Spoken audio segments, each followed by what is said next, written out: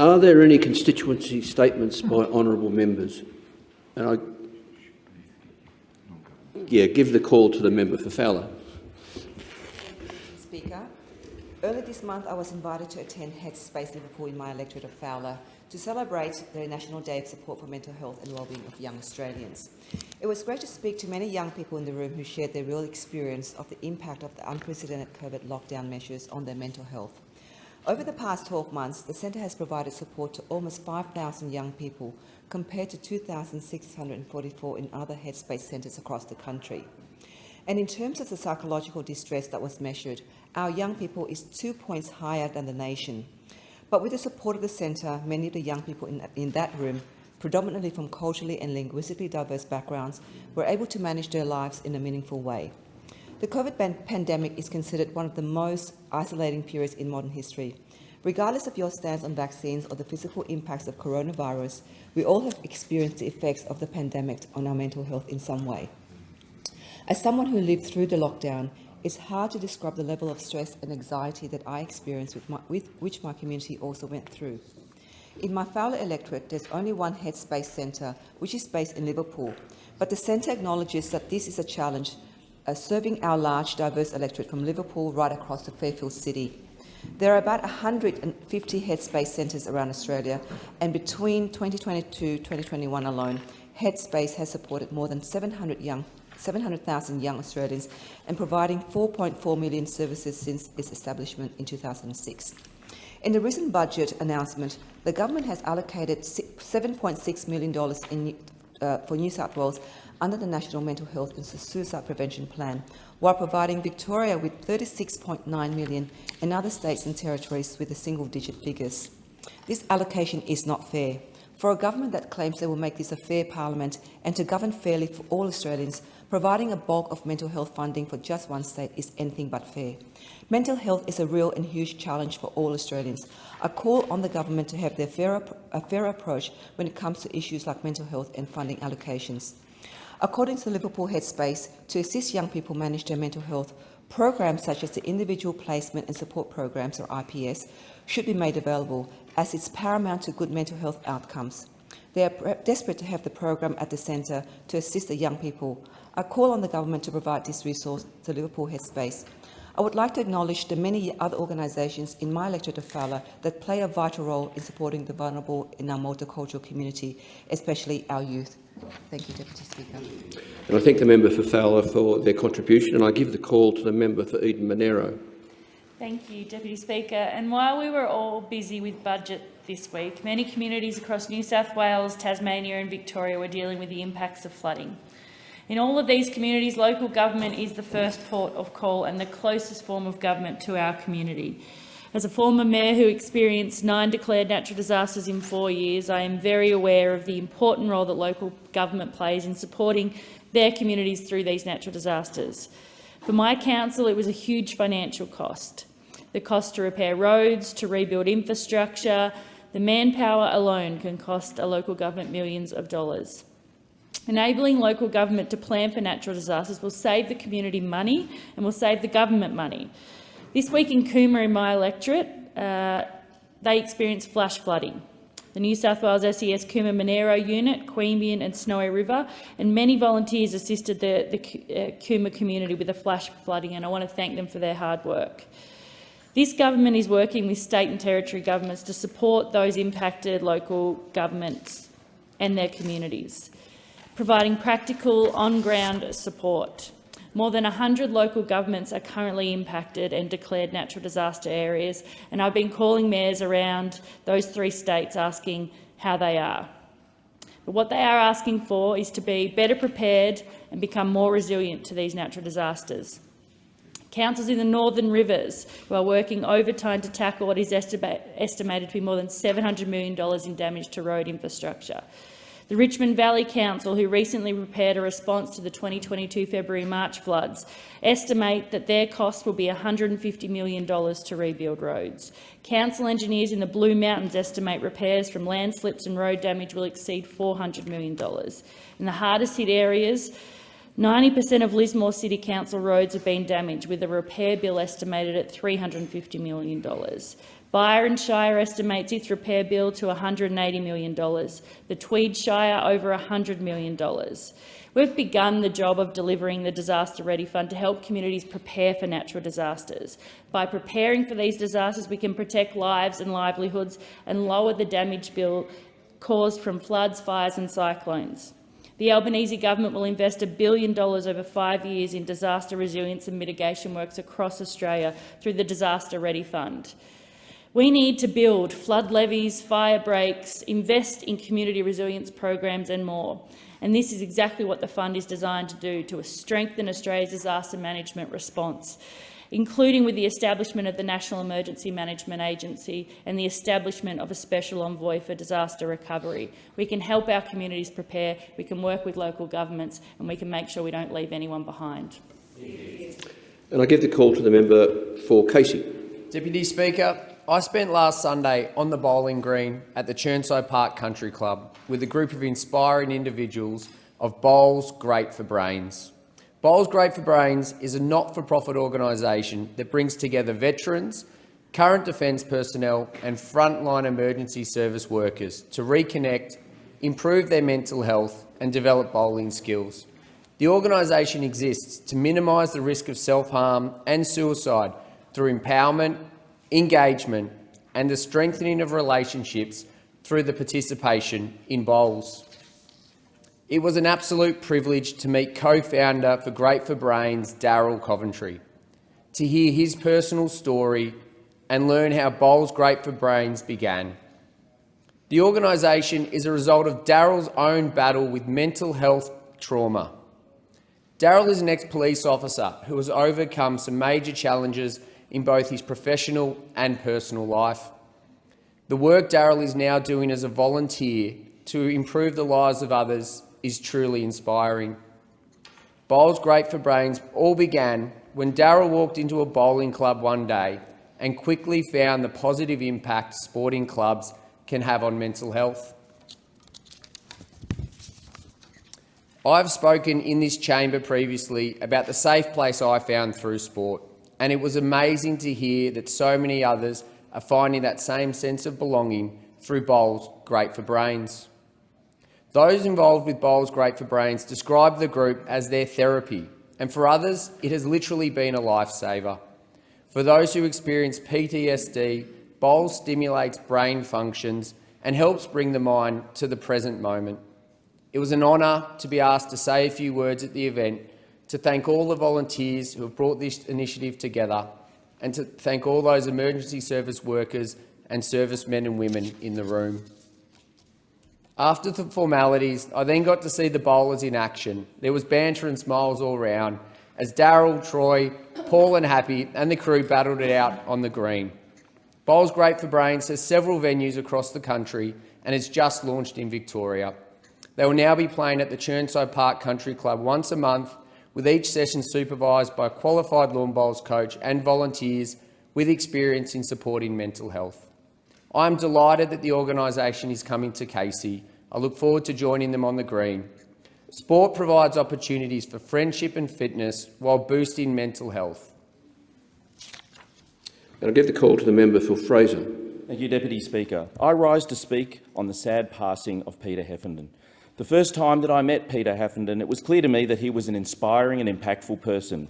What was scheduled as a 30-minute visit to the Living Museum of the West soon became a far longer discussion in relation to history, environmentalism and art, and a tour around the precinct that bears testimony to Peter's intelligence, creativity, dedication and commitment to the local community and its environment.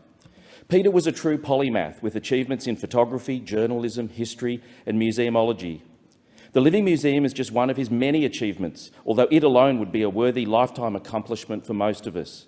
The museum is a remarkable institution that preserves and celebrates the rich history of the Pipemakers precinct and the many phases it has been through. It does so in a way that draws in the community, engaging young and old alike through a range of mediums and interactions. Peter's impact was reflected in the wide range of people who sought the chance to see him in his final precious weeks. I feel privileged to have been among them. In a poetic and fitting twist, many of the museum's most prized treasures were brought to Peter's house, and indeed around his bed as a refuge from the recent floods. My thoughts are particularly with Kerry and Phoebe during this difficult time, and also with all of those who have worked with and been inspired by Peter in his many ventures. Vale Peter Haffenden. Deputy Speaker, can I also pass on a message from a young person under the Raise Our Voice campaign? It is from somebody in my electorate. She says, "My name is Liv, I am 15 years old and I live in the Fraser electorate. The new parliament should close the gender pay gap. The changes that need to take place are an increase in women's workforce participation, an increase in the minimum wage in low-paid female-dominated industries, and extending paid parental leave for both men and women. Australia should have no gender pay gap in the future, and the stereotype of women doing the caring should be broken. Parliament can support this by increasing women's workforce participation, increase the minimum wage in low-paid female-dominated industries, and extend paid parental leave. This change is a social issue, and this is an important issue because women deserve not to be discriminated against by the gender pay gap. Parliament can achieve this goal by an increase in women's workforce participation. Parliament needs to take action to close the gender pay gap now. Thank you to Liv for her message, and can I just say it's very fitting that Liv has passed on this message to be read out in Parliament on a day when a very important bill is literally just being introduced in the main chamber as we speak. Thank you to the Raise Our Voice campaign for bringing the voices of so many young people from around Australia into Parliament. And I give the call to the member for Moncrieff. Thank you, Deputy Speaker. I'm so pleased to rise here in the Federation Chamber today to speak about my electorate of Moncrieff, that I love deeply, and youth, the future of our great country. And last month, I asked members from the Moncrieff Community Cabinet to nominate a youth representative aged between 15 and 24 to attend the Moncrieff Youth Roundtable in my office. And on October the 13th, youth representatives across the electorate came together. We talked about those issues that are important to young people today, and the Mission Australia Youth Survey from 2021 outlined the top 5 areas of concern for the young people of our country. And so we talked about social impact on young people and, of course, the impact of COVID-19 on their education, the interruption to that, the environment and sustainability, which, of course, is important to everybody across our great nation, everybody across the world, but in particular, this is a concern for young people. Their economic future, and remarkably, many of the participants actually said that they hadn't spoken about this before. It's not something they'd learned about in school, and they were particularly keen to learn about how they could have a strong economic future. Equality and inclusion, of course, again, very, very important in the top 5 key areas of concern for young people. And last but certainly not least, Deputy Speaker, is mental health and wellbeing, which is, of course, an area that we spent extra time on. It was a great day in a room full of insightful feedback, and we talked about the lives of young people and what they wanted to do for their future and, of course, their dreams. One of the key outcomes was to put together the establishment of the Gold Coast Youth Cabinet, which I'm very, very excited to work with. And just a couple of comments from some of the participants. Matt, who's 17, has a strong interest in mental health, and he said through the Cabinet that he was hoping to do some good and raise awareness for concerns the community is trying to get help with. And Kimberley, also 17, said, "Youth is the future. We're the next generation who will guide the country and be leaders." So if the leaders know what we're interested in and what we want to do and what we want them to do, they can work towards our issues and voice them for us. And so the Gold Coast Youth Cabinet will help me form the agenda for the Gold Coast Youth Impact Summit, which we are convening on the Gold Coast next March, which will bring together 200 delegates from across the Gold Coast to talk about these 5 top key issues, but also provide opportunities for young people on the Gold Coast. And it's my great pleasure and great honour to work with the young people of the Gold Coast as the Shadow Minister for Youth about their future dreams, about their future aspirations. Just a quick word to the youth of Australia. You are our future, and I'm very keen to work with you to make sure that you have a very strong voice on your future and the future direction of our country. And I give the call to the member for Blair. Thank you, Deputy Speaker. Last Friday I attended a civic event in my electorate where the keys to the City of Ipswich were presented to Ipswich State High School to acknowledge the school's historic triple title in rugby league. The school's undefeated side took out the Alan Langer Trophy, the Phil Hall Cup and the National NRL Schoolboys Cup this year, and is the best schoolboys rugby league team in the country. Ipswich is very proud of Coach Josh Bretherton and the coaching staff and Captain Josiah Palulu and the whole school. We are delighted for their efforts. Ipswich is a sports-mad city and the demand for sporting infrastructure is very, very near and dear to my heart. This is why I was pleased to secure tens of millions of dollars in the budget handed down just a couple of days ago. I'm excited to lock in a $20 million federal commitment to upgrade the North Ipswich precinct as the first stage in developing a boutique 12,500-seat stadium to allow the venue to host NRL and A-League matches in the future, and sets up the city for a bid for licences in those areas. And I call on the Ipswich City Council to honour its previous $10 million promise for the upgrade, and I also call on the state government to kick in money for that project. There's budget funding for other sporting facilities in Ipswich as well, $2 million to extend the Ipswich Basketball Stadium, to add an extra court and more parking and administrative facilities, $1 million to upgrade facilities at Ironbark Park to support the Ripley Valley Football Club, a club that's really achieving so much in terms of the participation of girls and women, and $500,000 to finally upgrade the Ipswich hockey fields. It's not all about sport, Deputy Speaker. I'm thrilled to see crucial funds in the budget for local community infrastructure. For example, there's $20,000 for a new toy library for multicultural communities in Redbank Plains as well. It's home to a growing Pacifica and African population. There's $3.5 million for a new India House Cultural Centre in the eastern suburbs of Ipswich, a centre for the Indian community in all of South East Queensland. This will provide a dedicated hub for community events and programs and services, and a meeting place for various local Indian business communities and associations. The booming Ipswich and Springfield region has a large and growing South Asian population, and this investment recognises the value and the needs of this vibrant community. I want to take this opportunity to say Happy Diwali to everyone who is celebrating the Festival of Lights. I'm looking forward to attending the Diwali celebrations at the Federation of Indian Communities Queensland tomorrow night at Brisbane in the King George Square, and the Brisbane Baps Temple on Sunday. Happy Diwali to everyone. And I give the call to the member for Nichols. Thank you. Thank you. Many of my constituents in Nichols are doing it tough at the moment. They have endured floods and suffered the agony of seeing the rising water invade their homes. An already challenging time for the people of Nichols is made even harder by the first budget of this government. The forecasts in the budget make it clear that the cost of living pressures will continue to bite, and a typical family will be $2,000 worse off by Christmas.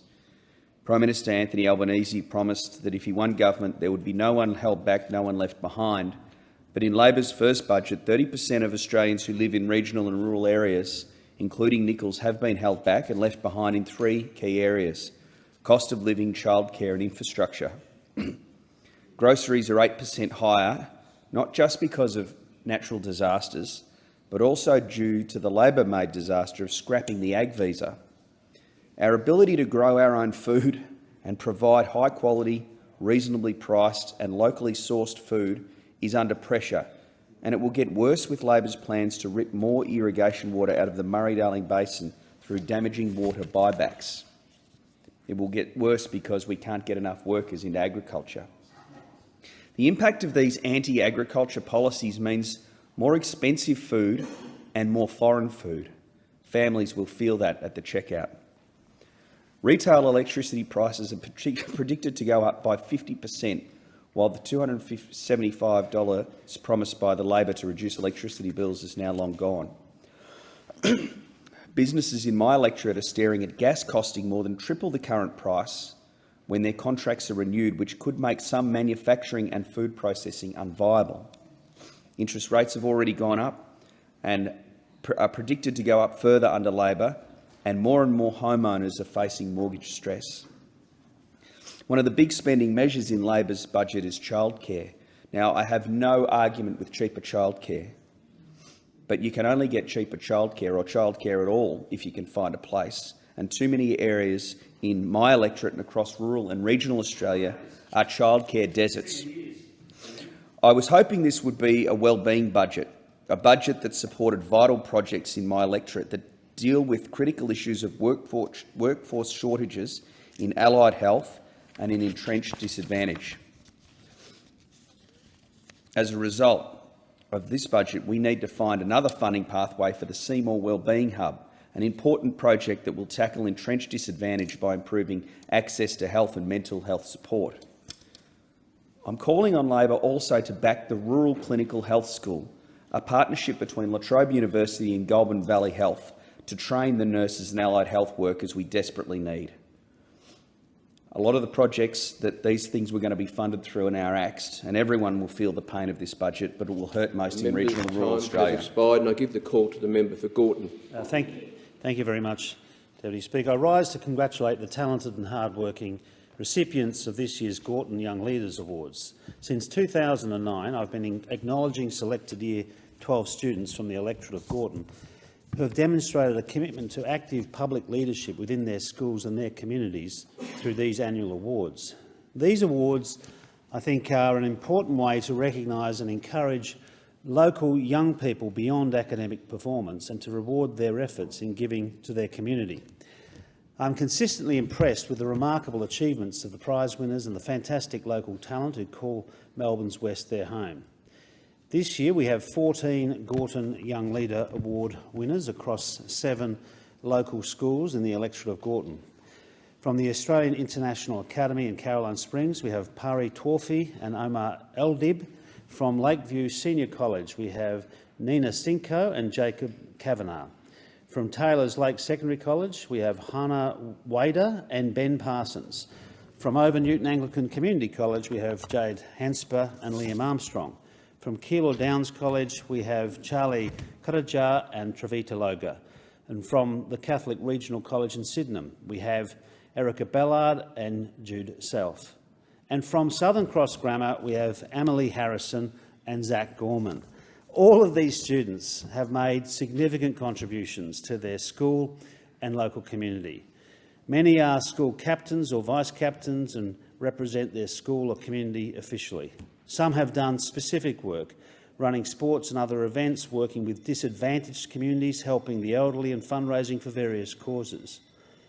These are the students that people seek out for assistance. They advocate for and help others and put others before themselves and should be commended for their efforts.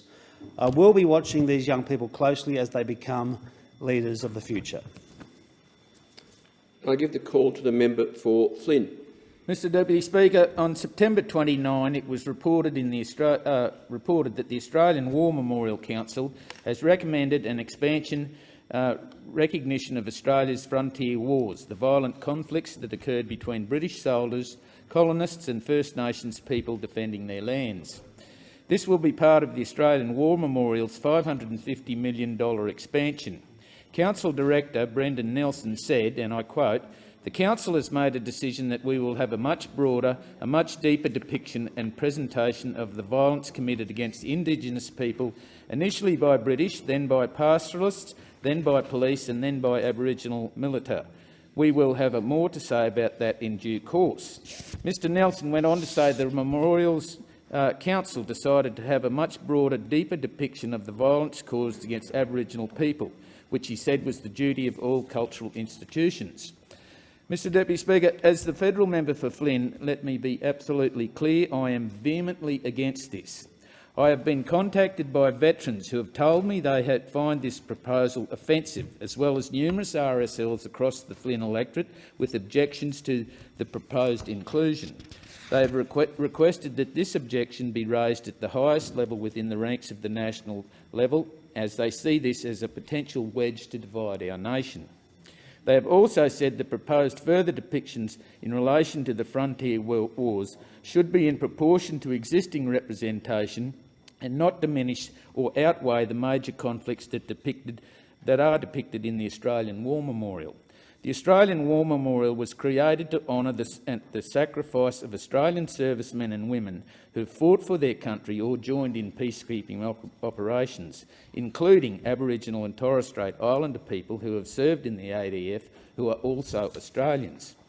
I completely agree that the violence perpetrated against Indigenous Australians should be appropriately displayed, but this should be through a completely separate monument or museum.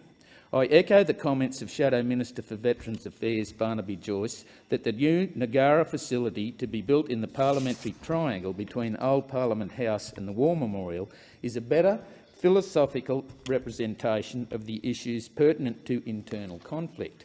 The Australian War Memorial is not a place to recognise these conflicts. My question to the government is, what consultation was made and who was engaged for these proposed additions? How are the frontier wars going to be depicted? I call on the Labor government and the Australian War Memorial Council to go back to the drawing board, engage with our Australian veterans and their families and hear directly what they think about this proposal. And I give the call to the member for Canberra. Thank you, Deputy Speaker. Well, this week the Albanese Labor government handed down our first budget, and I'm really pleased to say it is a great budget for the people of Canberra, who have for so long been neglected under the former government.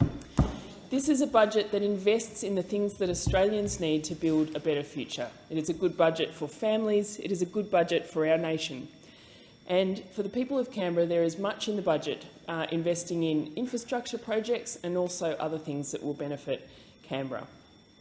Childcare costs are a huge issue for Canberra families, and our cheaper childcare policy will see 23,200 families in the ACT better off, and that includes 8,900 in the electorate of Canberra that I represent. It will also extend paid parental leave, giving more time to families at that important time of life as they're welcoming a new baby. Canberrans can also expect to see cheaper medicines, saving up to $450 per year, helping with cost of living. Our budget invests heavily in renewable energy, delivering the climate action that Canberrans have been calling out for so long, and also includes some important environmental local measures. For example, investing $3.2 million in restoring the health of our vital urban waterways. Obviously, our lakes and waterways are such a huge part of Canberra's ecosystem and Canberra life. People love our lakes and waterways. This project will help to clean the water that is coming through by naturalising a lot of the wetland areas that lead into Lake Burley Griffin and right throughout the ACT. So this is a great project, working with local land care groups and volunteers to deliver that. We're also delivering 3 community batteries for the ACT, one in Dixon, which is very much welcome. We're also investing in our light rail, which is really important. To get cars off the road and get Canberra ready for the future, investing in that public transport. So this investment of $85 million will help to see stage 2 of that delivered. We'll be delivering an urgent Medicare care clinic for Canberra. Really important. As a city with some of the lowest bulk billing rates in the country, this will help with that and help to take the pressure off our hospitals. A really important announcement there. We have new university places for Canberra, 345 for the ANU and the University of Canberra. And alongside our fee-free TAFE commitments, this will make education more accessible for many in the Territory. Our budget also invests in the public service, and this is critically important, not just for Canberra, but for our whole nation. Restoring our public service so it can deliver the services that Australians need and play its important role in good governance and democracy. And I thank all honourable members for their contributions. There being no further constituency statements by members, the next item of business will be called on. The Clerk. Government business. Order of the day number 1, Emergency Response Fund Amendment, Disaster Ready Fund Bill 2022. Resumption of debate on the second reading and on the amendment moved by the member for Page. The original question was that this bill be now read a second time. To this, the honourable member for Page has moved as an amendment that all words after that be omitted with a view to substituting other words. The question now is that the amendment be disagreed to, and I give the call to the member for Mayo. Thank you, Deputy Speaker. Australia is a vast continent which habitually experiences significant natural disasters such as bushfires, droughts, floods, cyclones and hail events. Evidence suggests that our climate changes, so does the frequency and intensity of these events, bringing with it what is imperative on our part to better prepare ourselves. As one thing is certain, we are only moments away from the next disaster event. This bill is an important and vital step in the right direction. Natural disaster resilience and risk reduction is a logical and pragmatic approach for us to take, and one that we cannot do too soon. I've recalled the natural disaster experiences of my electorate in this place on many occasions and recently spoke of events occurring around the country. Everyone can remember the horrific summer bushfires of 2019-20. My community experienced firsthand the devastation of intense and fast-moving fires across the Adelaide Hills and Kangaroo Island. Kangaroo Island, it was the largest fire that the island had ever recorded and burnt more vegetation than any other fire at any time. The fires started on the 20th of December 2019 and was finally declared under control on the 21st of January 2020. The carnage from this event was significant. 2 people lost their lives, 56 people homes were destroyed and hundreds of other buildings, including a large ecotourism facility, was damaged. 23 fire trucks were injured and 2 CFS firefighters were injured and 2 CFS fire trucks were damaged. The fires burnt 211,000 hectares, almost half of the island, and through one of the most important ecological sites, the Flinders Chase National Park. This park is home to the endangered Kangaroo Island dunnart and the glossy black cockatoo.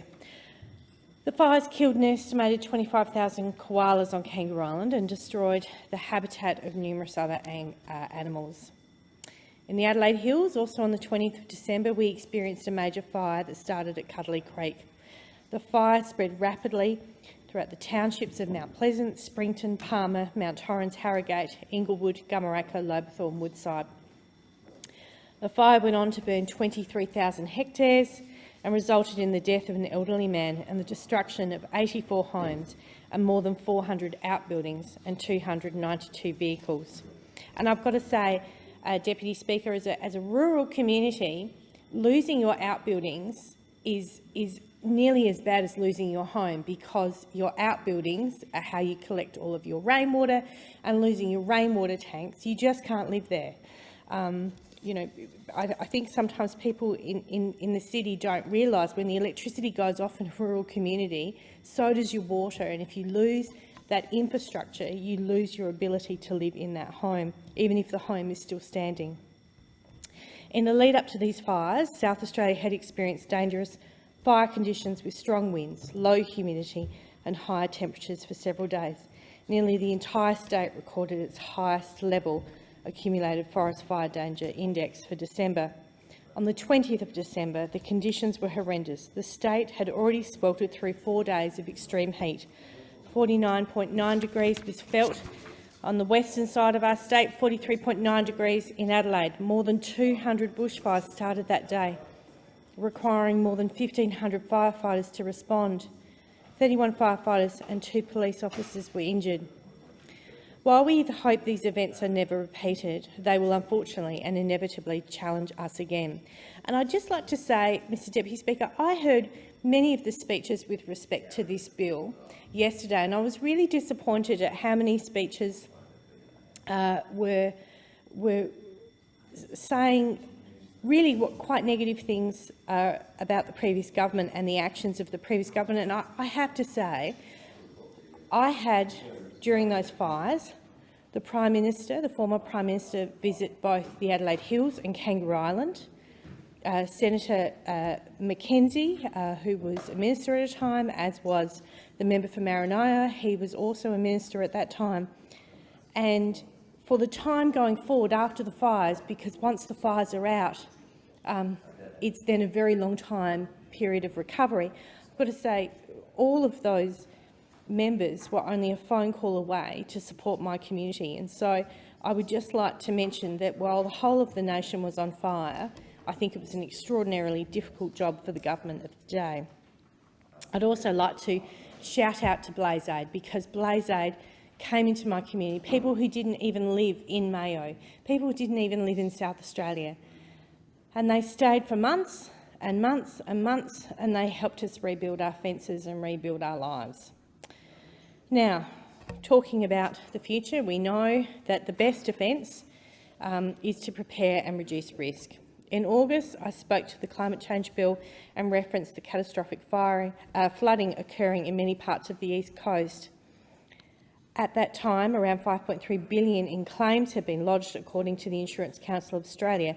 Just weeks later, again, we saw flooding across much of the East Coast, which is now spreading across much of our regional centres. Multiple La Niña cycles has resulted in successful waves of heavy rainfall events. It seems to be a daily occurrence that we're listening to on the news. The impact of these events isn't restricted to those living in the affected regions. Hundreds of homes have been damaged, adding to the already stretched construction sector, which will be felt across much of our nation. Our vast food bowl, which all Australians rely on for fresh food, has experienced substantial temporary destruction, further adding to the cost of living pressures. It's unclear from the bill about how the $200 million per annum will be allocated for natural disaster and resilience and risk reduction, but I'm pleased that the government has moved from a reactionary to a preparatory footing, and this bill is a start, and of course I support it. And I would just like to say to the members who are experiencing flooding in their electorate now, my community, our heart goes out to your community. And I know that many I have the end of the River Murray in my electorate, and I know that many in South Australia, we are beginning to hold our breaths as we see the River Murray waters continue further downstream. So I commend this bill to the House. Thank you. I thank the member. Please. The question now is that the amendment be disagreed to, and I call the member for Lalor. Thank you, Deputy Speaker. Deputy Speaker, I'm pleased to rise on the Emergency Response Fund Amendment Disaster Ready Fund Bill 2022 and to follow the member for Mayo, who took time out today to explain to the chamber and explain and put on the record the effects that natural disasters have had and the fires particularly that impacted her community, and thank her for doing so this morning and thank her for the support for the measures in this bill. Because, Deputy Speaker, these are preventative measures. Like preventative health, this bill has an economic dividend. We know that when we spend money in preventative health, we save millions of dollars as well as millions of people's health. We have a healthier community, we have a lower cost in our hospitals and to Medicare when we spend up front and we save money at the back end. And this measure, this bill, is about doing the same thing in response to climate change. Now, we can and we do respond in this country to natural disasters. We know we do so now at an increasing rate as disasters are increasingly put upon us. One could argue, and blind Freddie knows, that climate change means more natural disasters, or rather, human-induced disasters of the natural environment. Because when we say natural disasters, there's an implication there that, if we go back in time, that this is happening not because it's anyone's fault, because it's a natural disaster. So, for centuries, we didn't blame. And if we blamed the gods. We blamed the gods.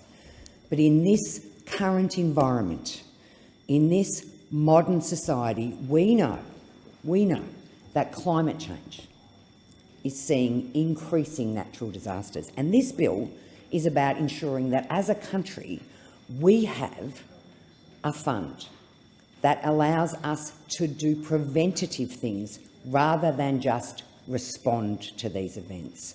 So I think every Australian will welcome that we now have a government who's going to put in place these measures to ensure that across the country, wherever you are, whether it's in my community, that after the 1973 floods did extensive flood mitigation that held us in good stead last week when the floods came through and the river rose, but we didn't end up needing to do mass evacuations in my community because we did that flood mitigation decades ago.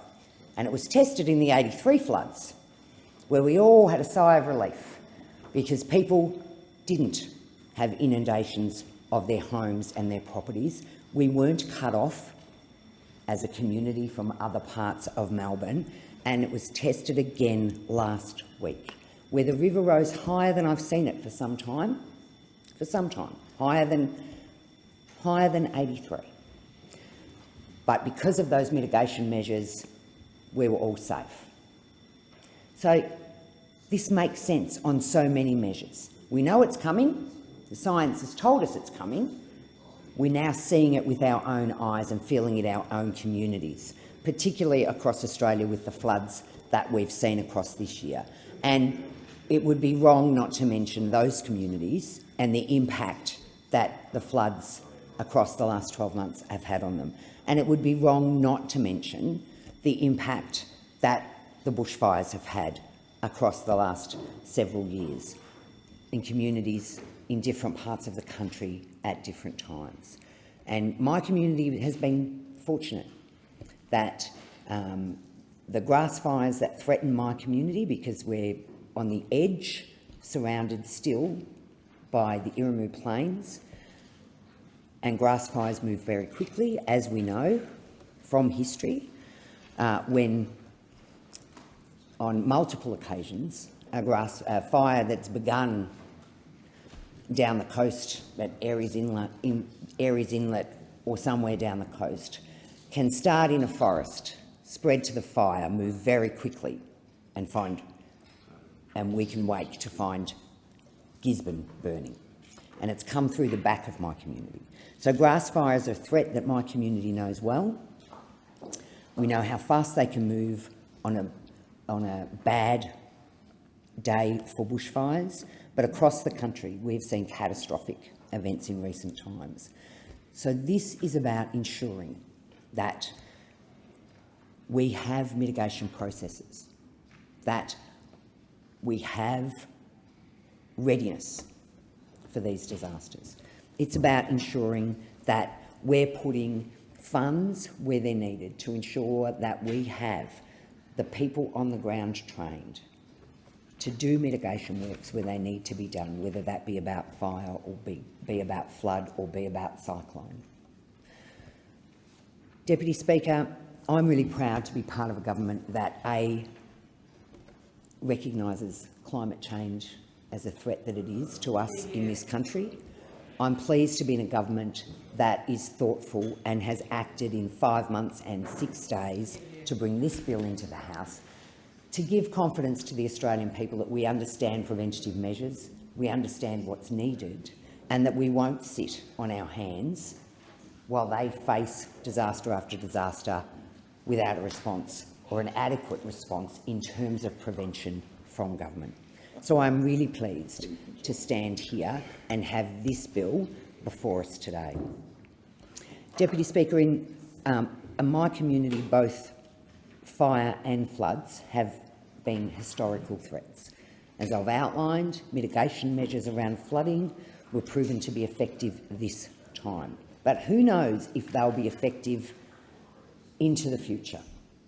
So I would hope that a fund like this is something that my local government and that the Victorian State Government could be working with the federal government to look at ways where we can track the rainfall, we can track what might be coming in the future to see if there's more mitigation that needs to happen in my community.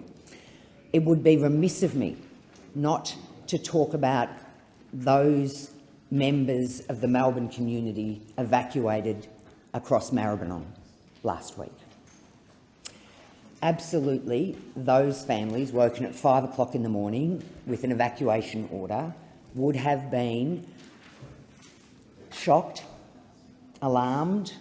One of the things about Victoria and one of the things about Melbourne, obviously, is with so many new families arriving from around the world, many have not got that history of knowledge. And so it could have been a shock for many families that the Maribyrnong can flood like that. I know it was a shock to me when I read, not this year, but in previous years, that Swanston Street is part of a floodplain, and that if we get big enough rains, Swanston Street floods, Melbourne CBD. We all remember footage of floods from history, but what this bill does is focuses people's minds clearly on what potentially could be coming and putting in place measures to ensure that those things are foreseen where they can be and plans are put in place, where all three levels of government can work together to minimise the impact of the disasters that we know are coming, while this government commits to turning back the tide on climate change. These are really important matters. I know that every community around the country is focused on these things at the moment. I'm waiting for my phone to give me my most recent bomb flood alert because the Werribee River is one of the watch areas and has been now for over a week. And I know there are people and families around the country doing the same. I know that last Friday, my office was evacuated. The Department of Finance rang and said, turn off the electricity and evacuate the office. We are probably 30 metres from the Werribee River, and you wouldn't have contemplated that that part of Werribee would flood. So it was a shock to my staff. I know that when I was busy that day and one of my sons rang me and said, Mum, there's an evacuation order for our street. So I went home to find the SES knocking on doors, like people do all the time in this country with floods.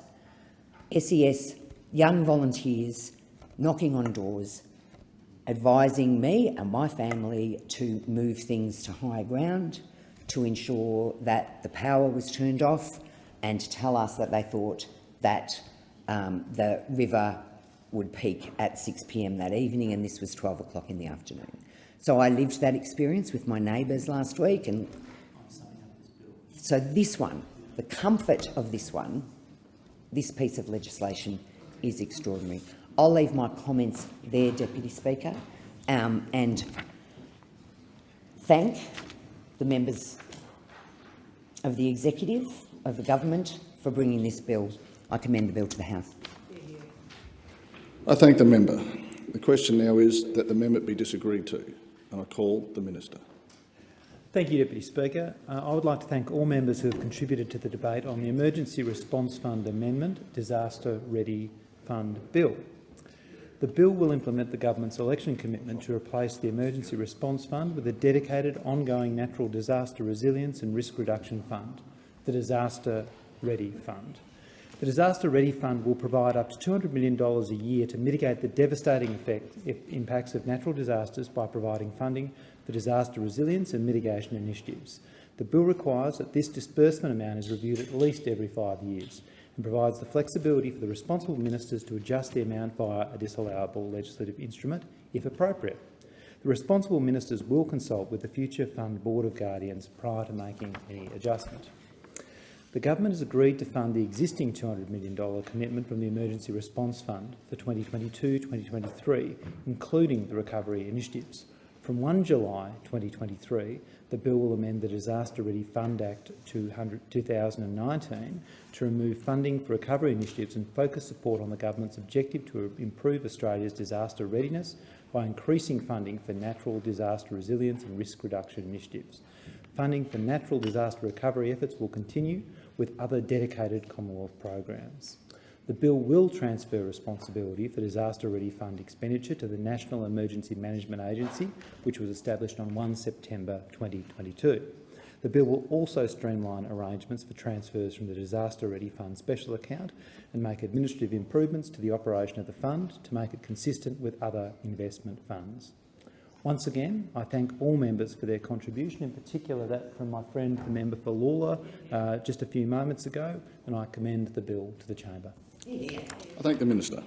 The original question was that this bill be now read a second time. To this, the honourable member for Page has moved as an amendment that all words after that be omitted with a view to substituting other words. All those in favour say aye. Against? Sorry.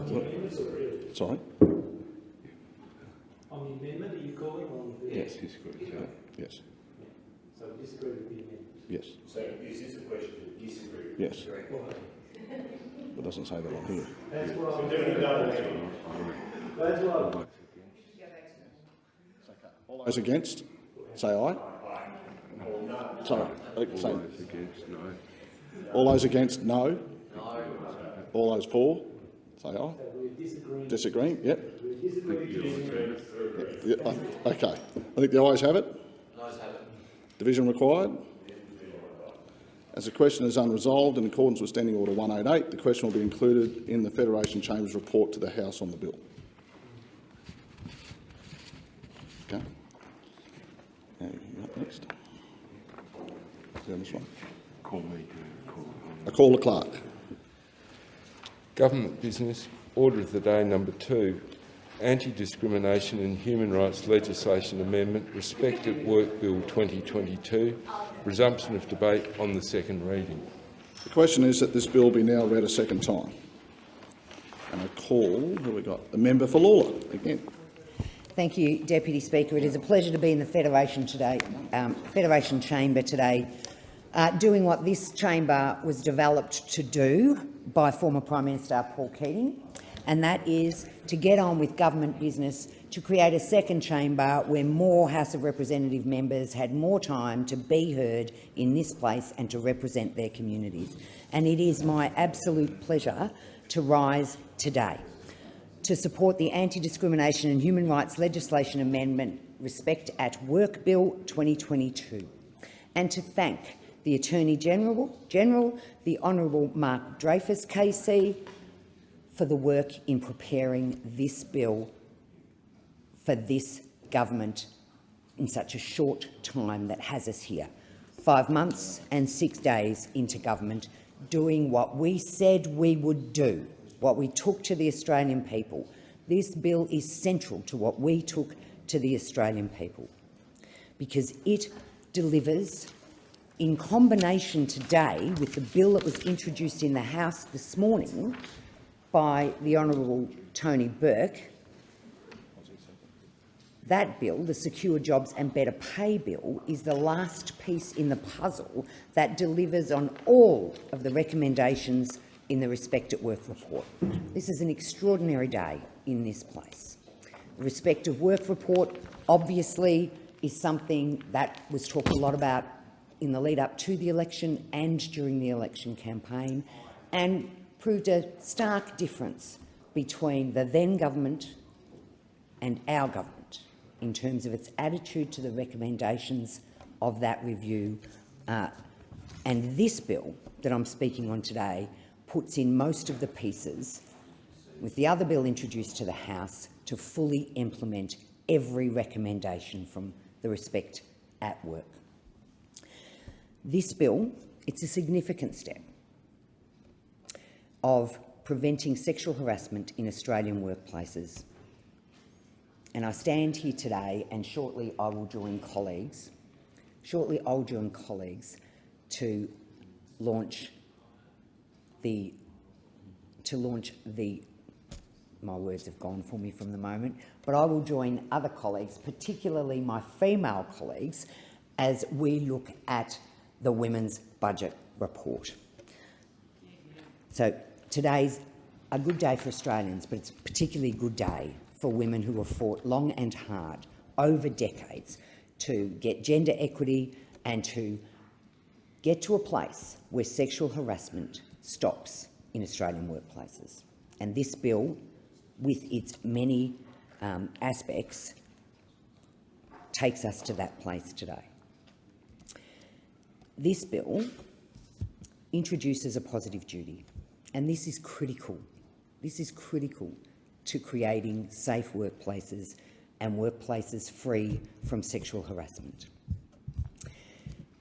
It creates a positive duty by amending the Sex Discrimination Act 1984, Australian Human Rights Commission Act 1986 and the Workplace Gender Equality Act 2012, to provide the Commission with the function of assessing and enforcing compliance with a positive duty in the Sex Discrimination Act, which is recommendation 18. It replaced the object clause inserted by the Sex Discrimination and Fair Work Respect at Work Amendment Act 2021 and the Respect at Work Act 2021, which stated that an object of the Act is to achieve equality of opportunity between men and women, with an object to achieve substantive equality between men and women. And as a woman in this place, I think every woman in the country understands the difference in that wording.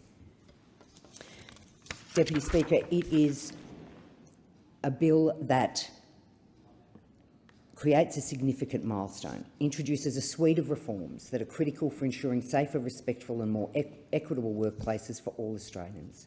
It will significantly strengthen and clarify the legal and regulatory frameworks related to sexual harassment in Australia, particularly by introducing the positive duty for employers and persons conducting a business or undertaking to take reasonable proportionate measures to eliminate sexual harassment and related conduct as far as possible.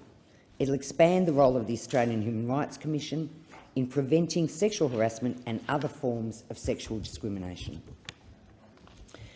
The bill will, as I've said, introduce a positive duty on employers and persons conducting a business or undertaking to take reasonable and proportionate measures to eliminate sex discrimination. Now, in passing last night, I was talking to my colleague, the member for Higgins, and I said I was watching a television show recently, and it was quite dated. You know, I was doing a bit of retro viewing, and there was a scene where a young female police officer, in the course of their investigations, entered a mechanic's workshop, and on the walls, of course, were the centrefold pictures that were appearing plastered around the walls, and this young female police officer was confronted in her work, in having to enter that workplace in the course of her investigation, with these images. And I said to the member for Higgins, can you imagine if workplaces still looked like that? And it's a credit to women around this country who have worked so hard.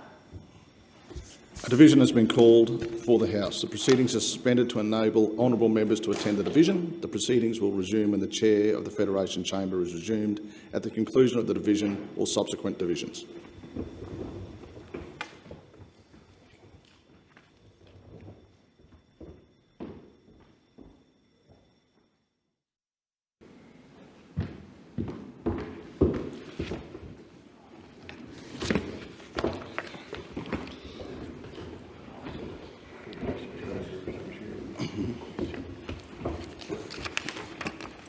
The Federation Chamber is resumed. The question is that this bill be now read a second time, and I call the member for Sturt.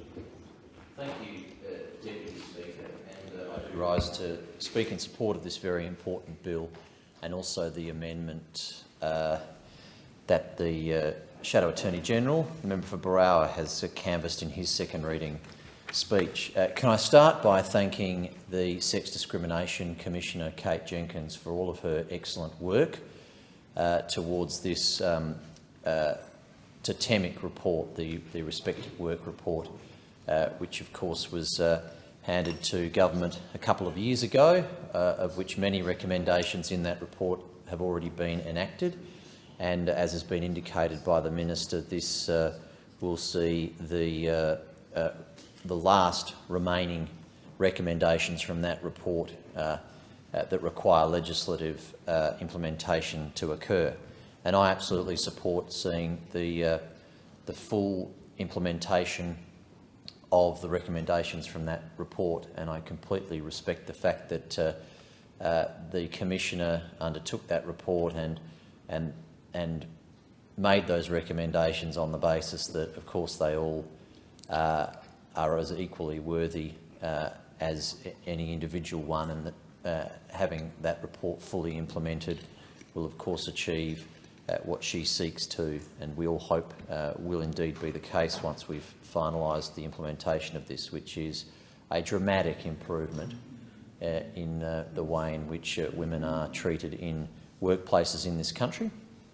Of course, when I was a member of the previous government, we went a long way to putting in place a wide range of the recommendations from the report, and equally we did want to consult on some of the final measures, which are those that are coming before us in this bill, because we do want to make sure that employers and businesses have had the opportunity to look at what's been recommended in these final measures and put forward any sensible, constructive feedback around just any potential unforeseen issues that might not have been fully recognised in the compiling of the report and now this bill. And we have had the opportunity to receive that feedback from a wide variety of stakeholders in the sector. And as I reiterate, we absolutely support ensuring that we put in place these final recommendations under that report. And we do think there are some very constructive, not overly significant changes, but quite constructive changes to the bill that will just remove any potential unintended or unnecessary red tape and regulation for business without in any way undermining the spirit and the purpose of the recommendations from the report. And of course, the Shadow Attorney-General outlined them very eloquently in his second reading. Things like perhaps recognising that the Fair Work Ombudsman is a better body for businesses to deal with rather than the Human Rights Commission on some of these matters, given they have such an interaction with the Fair Work Commission as it is anyway. So that would be still having the exact same powers recommended, but putting them with the Fair Work Ombudsman, because a lot of businesses, small businesses in particular, have enough trouble with the best of intentions to make sure that they are across all of their obligations and responsibilities, and to make sure that they are doing the right thing when it comes to their various requirements under the Fair Work Act and other acts that they must comply with. And I've got a lot of sympathy for the suggestion from those groups that we're seeking to suggest very constructively to the government that if we could help businesses not have unnecessary additional complexity and confusion around the various bodies that they have to deal with, and if it is possible that the Fair Work Ombudsman could be considered to be the appropriate body for them to interact with, that would be good.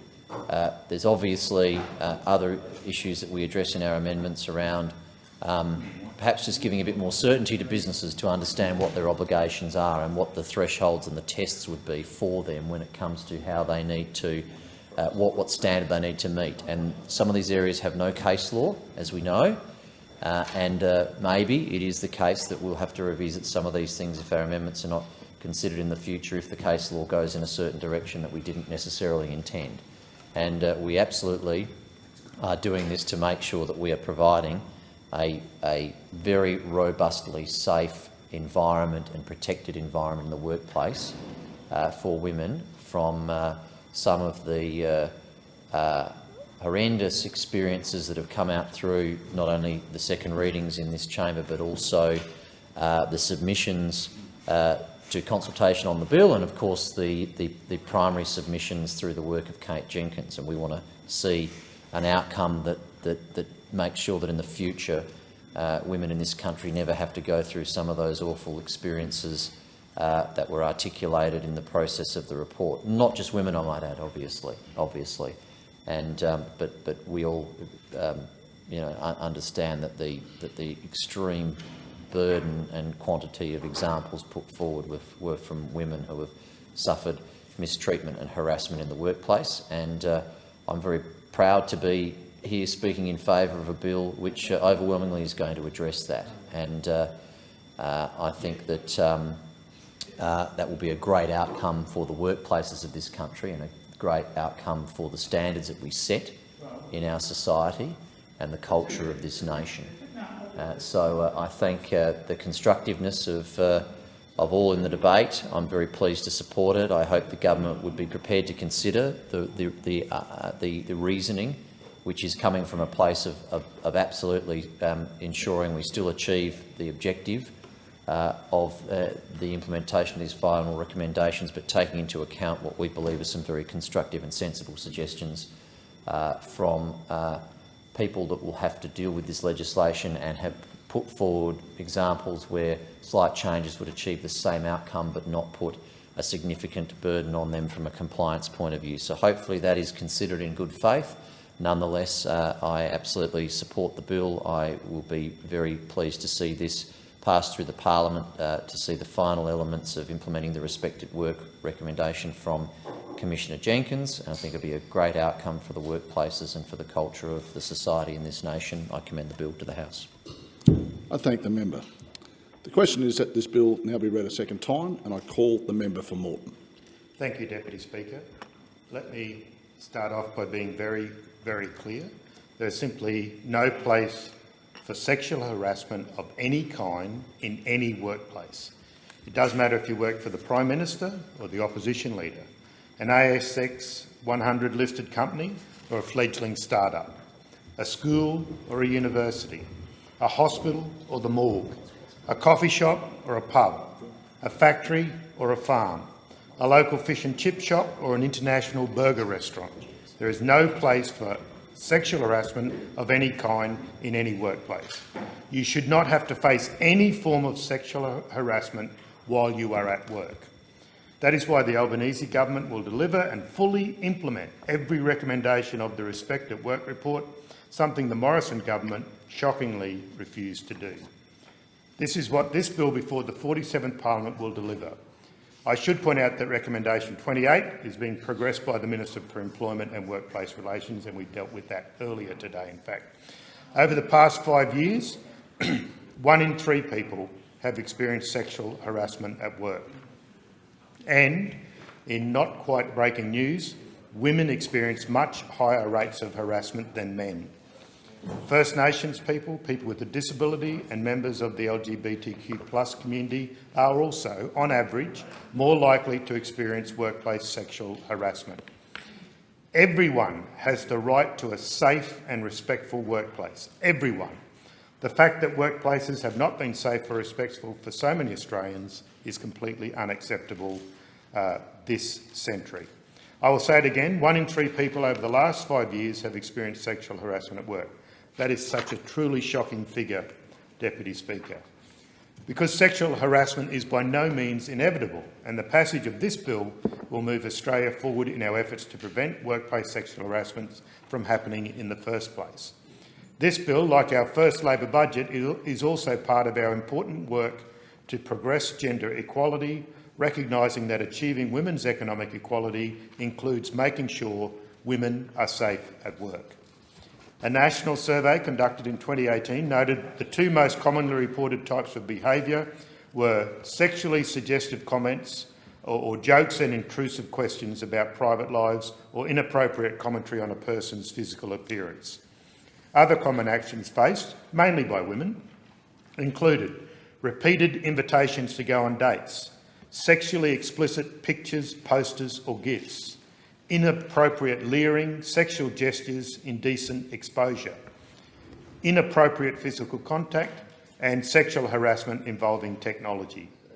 These sorts of behaviours and actions do not have a place in modern workplaces. This isn't an episode of Mad Men or a workplace from 60 or 70 years ago where this behaviour was tolerated and often encouraged.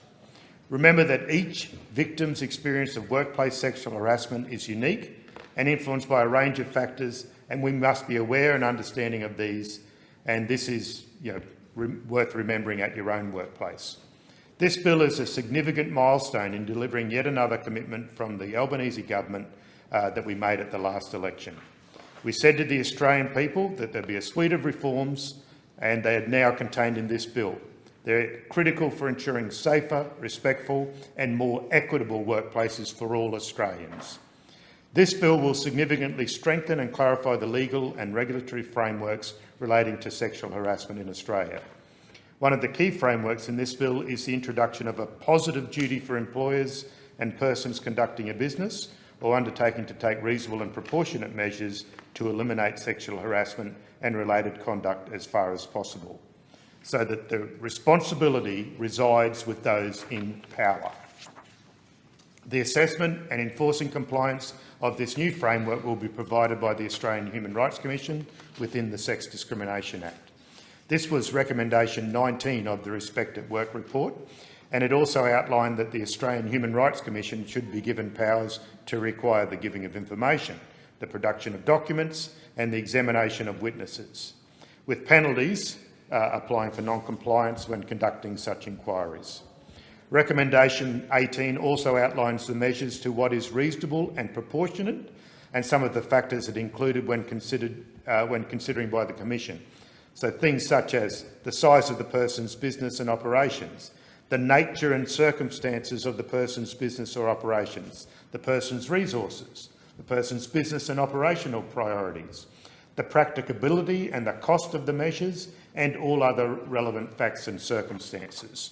Because we do need one size to fit all, but you've just got to have that individual variation. Before the men's rights groups work themselves into a lather, I would point out that the Australian Human Rights Commission will treat a small corner store differently to a large, well-resourced multinational company. Nevertheless, at the core of this positive duty is the need to put this issue front and centre of a business owner's mind. The responsibility resides with those who are in power in the workplace. And I'm sure that all in the 47th Parliament, be they new arrivals or old hands, will want all employers to stamp out the sort of abhorrent behaviour before it starts. The best way to stop certain behaviours is to be proactive and make sure it doesn't happen in the first place. This bill will also replace the object clause inserted by the Sex Discrimination and Fair Work Respect at Work Amendment Act 2021, which stated that an object of the Act is to achieve equality of opportunity between men and women, with an object to achieve substantive equality between men and women, which was actually recommendation 16A of the Respect at Work report. Deputy Speaker, words are important. This is why this change is also important and directly reflects one of the recommendations from the Respect at Work report. It's important that workplaces are required to take into account individual circumstances and that disadvantages are compensated for, so that the law has equal outcomes for everyone, whether you're a woman, a man or non-binary. This concept is crucial in the workplace. We will also ensure that the provisions relating to sex-based harassment in the Sex Discrimination Act extend to conduct of a demeaning nature and not just conduct of a seriously demeaning nature. Expressly prohibit conduct that results in a hostile workplace environment on the basis of sex in the Sex Discrimination Act. We'll remove procedural barriers to enable representative bodies to continue representative complaints in the federal court. It was noted within the Respect at Work report that it was crucial that unions and other representative groups should be able to bring representative claims to court, delivering consistency to the existing provisions in the Australian Human Rights Commission Act that allows unions and other representative groups to bring a representative complaint up to the Commission. The bill will insert a cost protection provision in the Australian Human Rights Commission Act to provide greater certainty to parties during court proceedings in relation to costs. It noted in the report that one of the barriers stopping people from pursuing a sexual harassment matter in the federal jurisdiction is the risk of a cost order. So this is an important inclusion, as we want those affected by sexual harassment to not stop and think about whether it's worth taking further action or not based on the financial implications for them. A society that prevents access to justice because of costs is not actually a truly just society. So we want people to know, if they're victims of sexual harassment at work, that they can pursue matters federally, which will be now consistent with the Fair Work Act. It will also ensure that the Commonwealth public sector organisations are also required to report to the Workplace Gender Equality Agency on its gender equality indicators. If you can't measure it, you can't see progress. As a government, we want to make sure our departments are places where its staff don't have to face sexual discrimination in any form. And this edition will make sure each department gender equality indicators are scrutinised and can be used as a key driver for change. Other changes the bill will make are in relation to a number of other amendments arising from changes made by previous government's Respect at Work Act 2021. This will provide greater consistency across the Commonwealth anti-discrimination framework and achieve the intended outcomes outlined in the Respect at Work report. Included in these changes is a clarification that victimising conduct can form the basis of a civil action for unlawful discrimination under all Commonwealth Anti-Discrimination Acts, and not just the Sex Discrimination Act. This will ensure that a discrimination complaint can only be terminated for delay by the President of the Commission if it is made more than 24 months after the alleged unlawful conduct took part. The Attorney-General and his department have done an excellent job in terms of consulting with unions, in terms of consulting with business groups and a range of other interested organisations when drafting this bill. Included in discussions were the Respect at Work Council members, including the Australian Human Rights Commission, the Fair Work Commission, the Fair Work Ombudsman, Safe Work Australia, Workplace Safety Authorities, Workers' Compensation Authorities, the Australian Council of Human Rights Authorities, the Workplace Gender Equality Agency, the Australian Council of Trade Unions, the Australian Chamber of Commerce and Industry, the Council of Small Business Organisations Australia, the Kingsford Legal Centre, JobWatch and the AI Group. Other organisations consulted included the Business Council of Australia, the Australian Institute of Company Directors, the CPSU and the SDA, the Diversity Council of Australia, the National Women's Safety Alliance, the National Working Women's Centres, the Community Legal Centres Australia, who do incredible work, Law Council of Australia, the Australian Women's Lawyers, the Australian Discrimination Law Experts Group, the AFP, ASIO and the Office of National Intelligence, to name but a few. Lastly, I want to personally thank all victims and survivors who came forward to share their stories and to inform the Respect at Work report. I hope that this legislation will be something you can be proud of despite the circumstances leading up to you coming forward, and I recommend this bill to the House. The question is that this bill be now read a second time, and I call the member for Kooyong. Thank you, Mr Acting Speaker. And I thank the House for the opportunity to speak to the Anti-Discrimination and Human Rights Legislation Amendment, the Respect at Work Bill 2022. The purpose of this legislation is to address sexual harassment in Australian workplaces by implementing the recommendations of the Respect at Work Sexual Harassment National Inquiry Report 2020, the Jenkins Report. The Jenkins Report found that workplace sexual harassment is prevalent and pervasive. It occurs in every industry, in every location and at every level in Australian workplaces. As Kate Jenkins herself has said, the right of workers to be free from sexual harassment is a human right, a workplace right and a safety right. Hence, Ms Jenkins' recommendation that work-related gendered violence and workplace sexual harassment be treated as an occupational health and safety issue. I congratulate the government on its commitment to rapid and effective action on the recommendations of the Respect at Work report. However, there is an issue of particular concern. Recommendation 25 of the Respect at Work report clearly articulates the need to ensure that fear of an adverse court order does not create a barrier to victim survivors of workplace sexual harassment seeking access to justice. In passing this important legislation, we have to make it easier for victims of workplace sexual harassment to speak out and to receive justice. We have to ensure that employers understand their responsibility to protect their workforce and the ramifications of not doing so. The risk of adverse court orders acts as a disincentive to applicants considering pursuing their sexual harassment matters in the federal courts. The Jenkins report noted that the current practice, in which costs follow the event, means that applicants may be liable for the costs of both parties if they are unsuccessful. This may deter applicants from initiating court proceedings, and it can present an access to justice concern, especially for vulnerable members of the community. The Respect at Work report proposed a model based on Section 570 of the Fair Work Act, providing that costs may only be ordered against a party if the court is satisfied that the party instituted the proceedings vexatiously or without cause, or if the court is satisfied that a party's unreasonable act or omission caused the other party to incur costs. That model has not been adopted by this bill. Instead, this bill proposes a cost neutrality approach.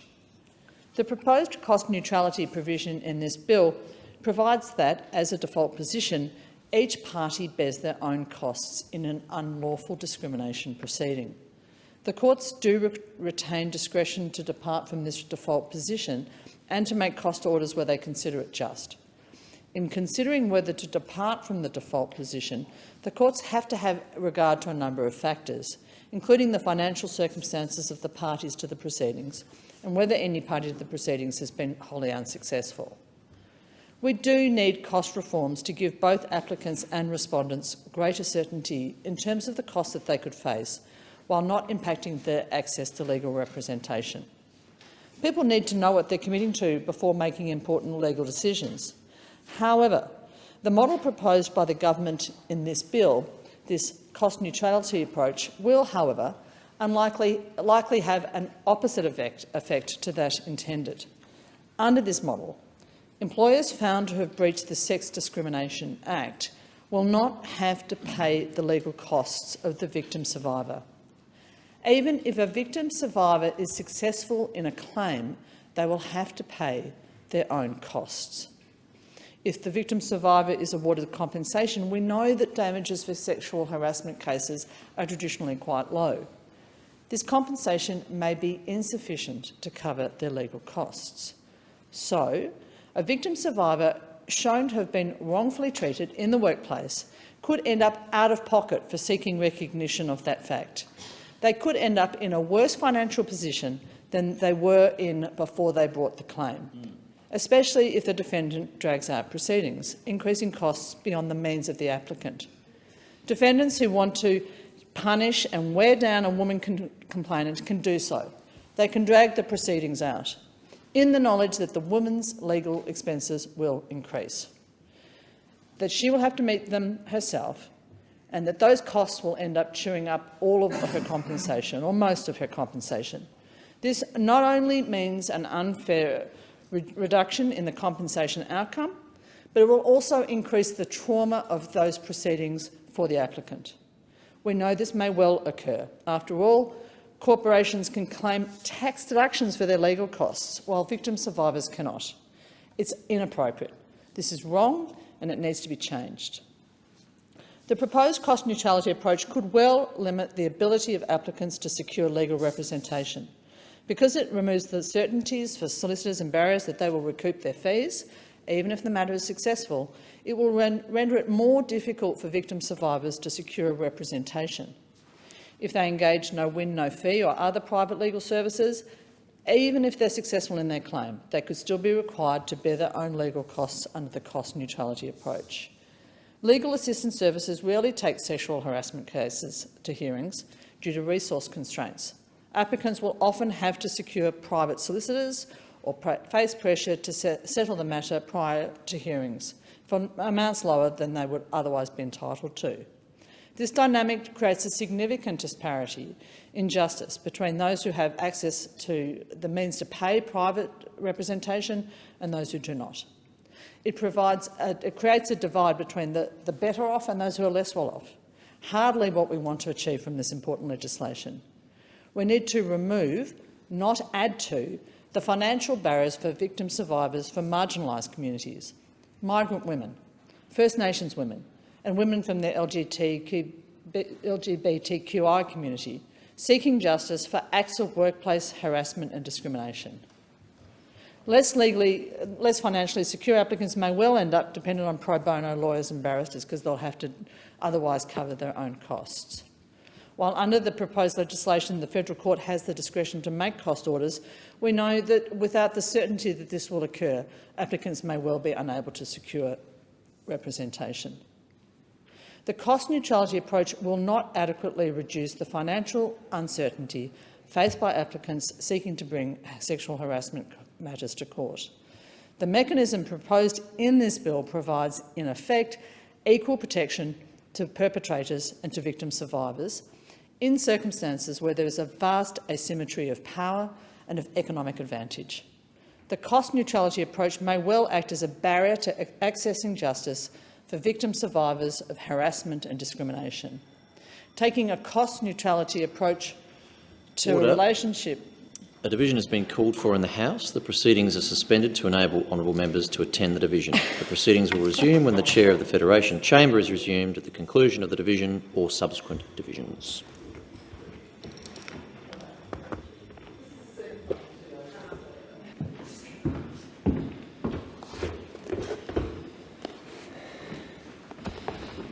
The question is that this bill be now read a second time. I give the call on continuation to the member for Kooyong.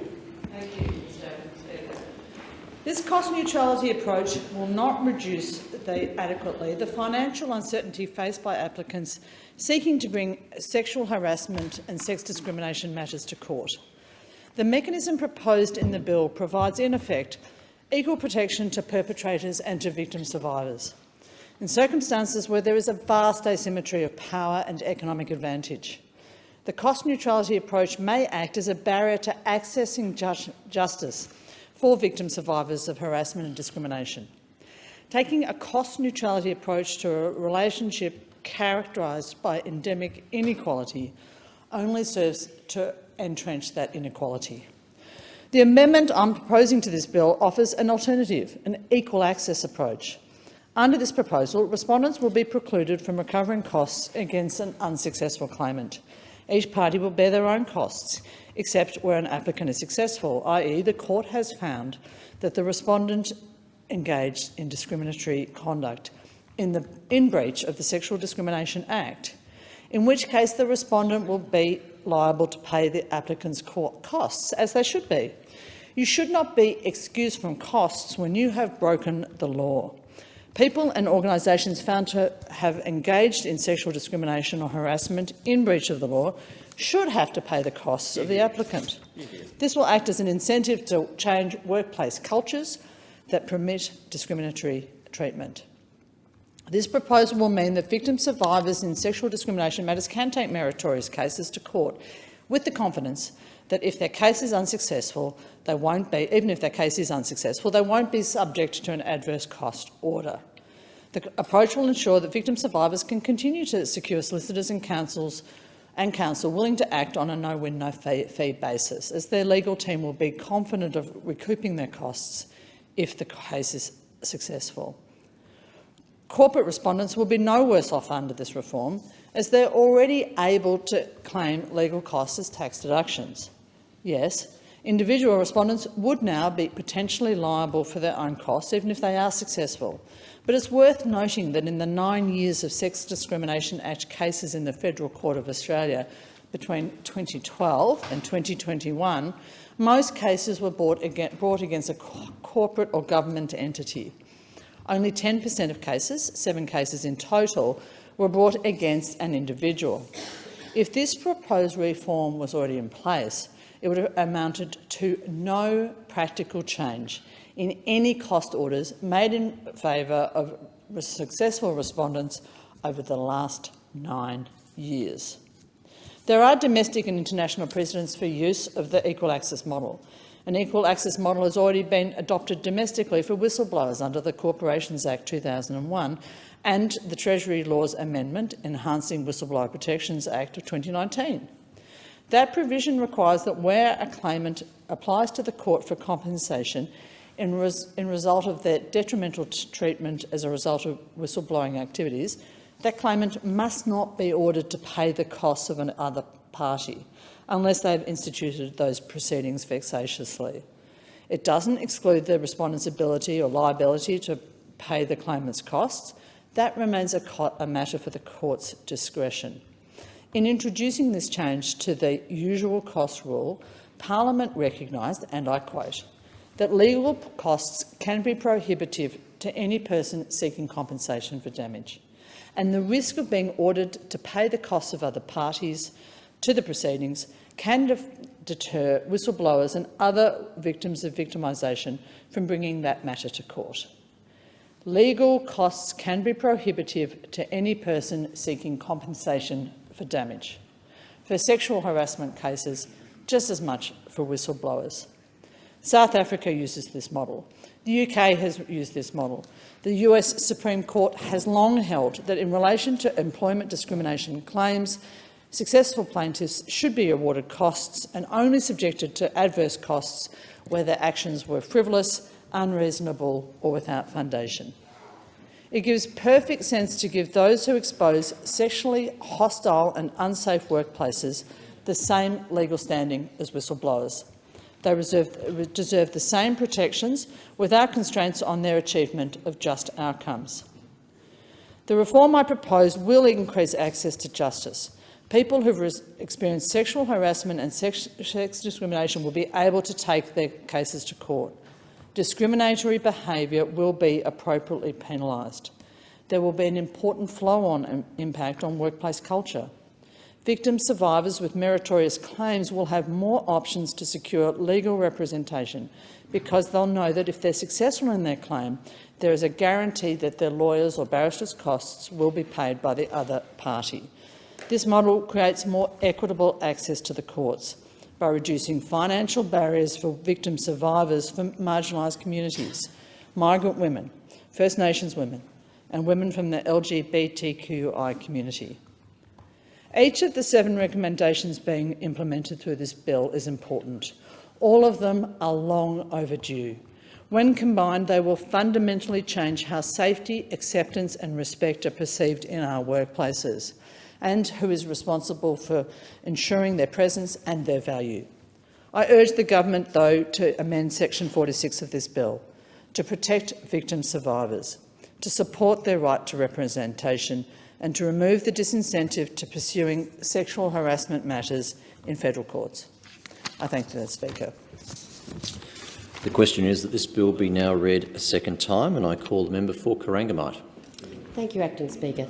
The Albanese government has committed to implementing all 55 recommendations of the 2020 Respect at Work National Inquiry into Sexual Harassment in the Workplace report as a matter of priority. This bill is the most significant step in fulfilling that commitment. The bill implements all but one of the remaining legislative recommendations from Sex Discrimination Commissioner Kate Jenkins' groundbreaking Respect at Work report. The one remaining recommendation is being progressed separately by the Minister for Employment and Workplace Relations. So, once again, I find myself standing here in this place proudly speaking to a significant piece of reform legislation by the Albanese government, and we are taking it forward. Unlike the previous Morrison government, which ducked its responsibility, the Morrison government's response to this report was not only slow, it only happened following significant public pressure. It was a half-hearted and ultimately it failed to act. The Respect at Work report is the most significant of its kind, yet the Morrison government failed to give it the respect it deserved. The Morrison government used weasel words such as agreed in part, in principle or noted in response to the report's recommendations.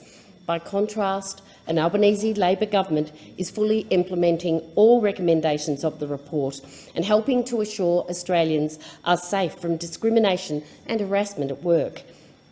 As a mother of 2 young women and as someone who has fought hard for this legislation, I'm so proud that I am standing here today. Chief amongst the reforms, the bill introduces a positive duty on employers to take reasonable and proportionate measures to eliminate workplace sexual harassment, victimisation and sex discrimination. It also gives Australian Human Rights Commissioner power to enforce that duty. The cultural shift embedded within this bill towards governments and employers shouldered most of the burden than individuals have suffered in the workplace is a no-brainer.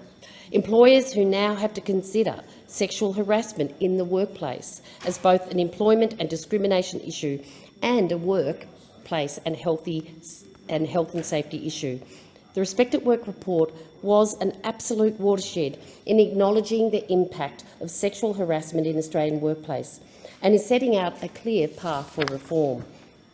I applaud the work of the Sex Discrimination Commissioner and of the Commission more generally in producing the Respect at Work report. The Commission received 460 submissions from government agencies, business groups, community bodies and, above all, victims. From September 2018 to February 2019, the Commission conducted 60 consultations as part of the inquiry, with more than 600 individuals participating in all capital cities and some regional locations across Australia. The Respect at Work report is a solidly based document. I know that Commissioner Jenkins and the Commission have done significant work since the report was published to implement its recommendations, including through the Respect at Work Council. In the report, Commissioner Jenkins described sexual harassment as endemic in Australia. The report drew on 2018 survey data that found 33% of people who had been in the workforce in the previous 5 years reported experiences of sexual harassment, 39% of women and 26% of men. And that is something we should not accept. The report highlighted that those who are most at risk are those who experience other forms of vulnerability and disadvantage. It especially mentioned Aboriginal and Torres Strait Islander people, disabled people, LGBTIQ+ people, and people from ethnic, religious and racial minority groups. And that is something we should also not accept. These groups are more likely to experience intersecting forms of discrimination where sexual harassment reinforces disproportionate burden that also contributes to making harassment and violence harder to report. Those who experience harassment, discrimination and violence also carry the financial, career and health costs of that oppression, often without meaningful support or intervention tailored to their needs and their circumstances. Gender inequality is a key driver of sexual harassment in the workplace, which is borne out by the disproportionate impact this behaviour has on women. The Respect at Work's report recommendations proposed a whole new approach spanning governments, employers and the community. The aim is to better prevent and respond to sexual harassment in the workplace and provide leadership and innovation in addressing this complex and difficult issue. Commissioner Jenkins said, "The right of workers to be free from sexual harassment is a human right, a workplace right and a safety right. This legislation reform will create a regulatory environment in Australia that is key to the realisation of that right for all Australian workers." It must be said that this bill would not have happened without the individuals and organisations who contributed their stories, their advocacy and expertise to reform the Respect at Work report. And I commend all those organisations, but especially those brave people that told their stories. Order. A division has been called for in the House. The proceedings are suspended to enable honourable members to attend the division. The proceedings will resume when the Chair of the Federation Chamber is resumed at the conclusion of the division or subsequent divisions.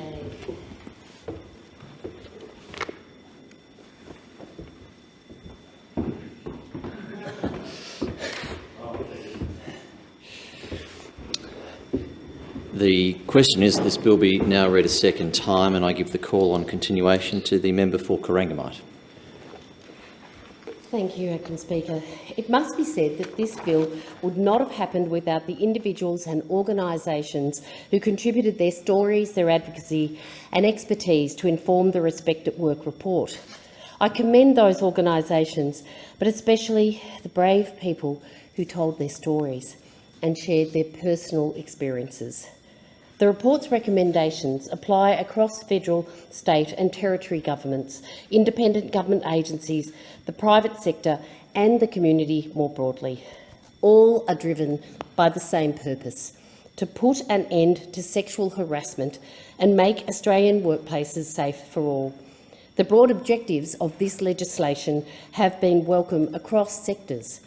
In preparing this bill, there has been extensive consultation, including the Australian Human Rights Commission, the Fair Work Commission, Fair Work Ombudsman, Safe Work Australia Workplace Safety Authorities.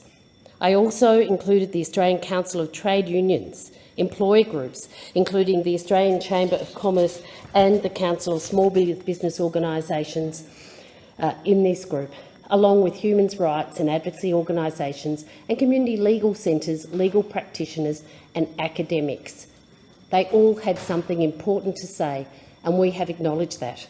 The government is moving decisively to implement the outstanding legislation recommendations because we know that these changes will have an immediate and lasting impact, and they will save lives. They will see new cultural norms and preventative efforts and are essential in eliminating workplace sexual harassment, discrimination and victimisation, which leads to women often feeling left behind and isolated.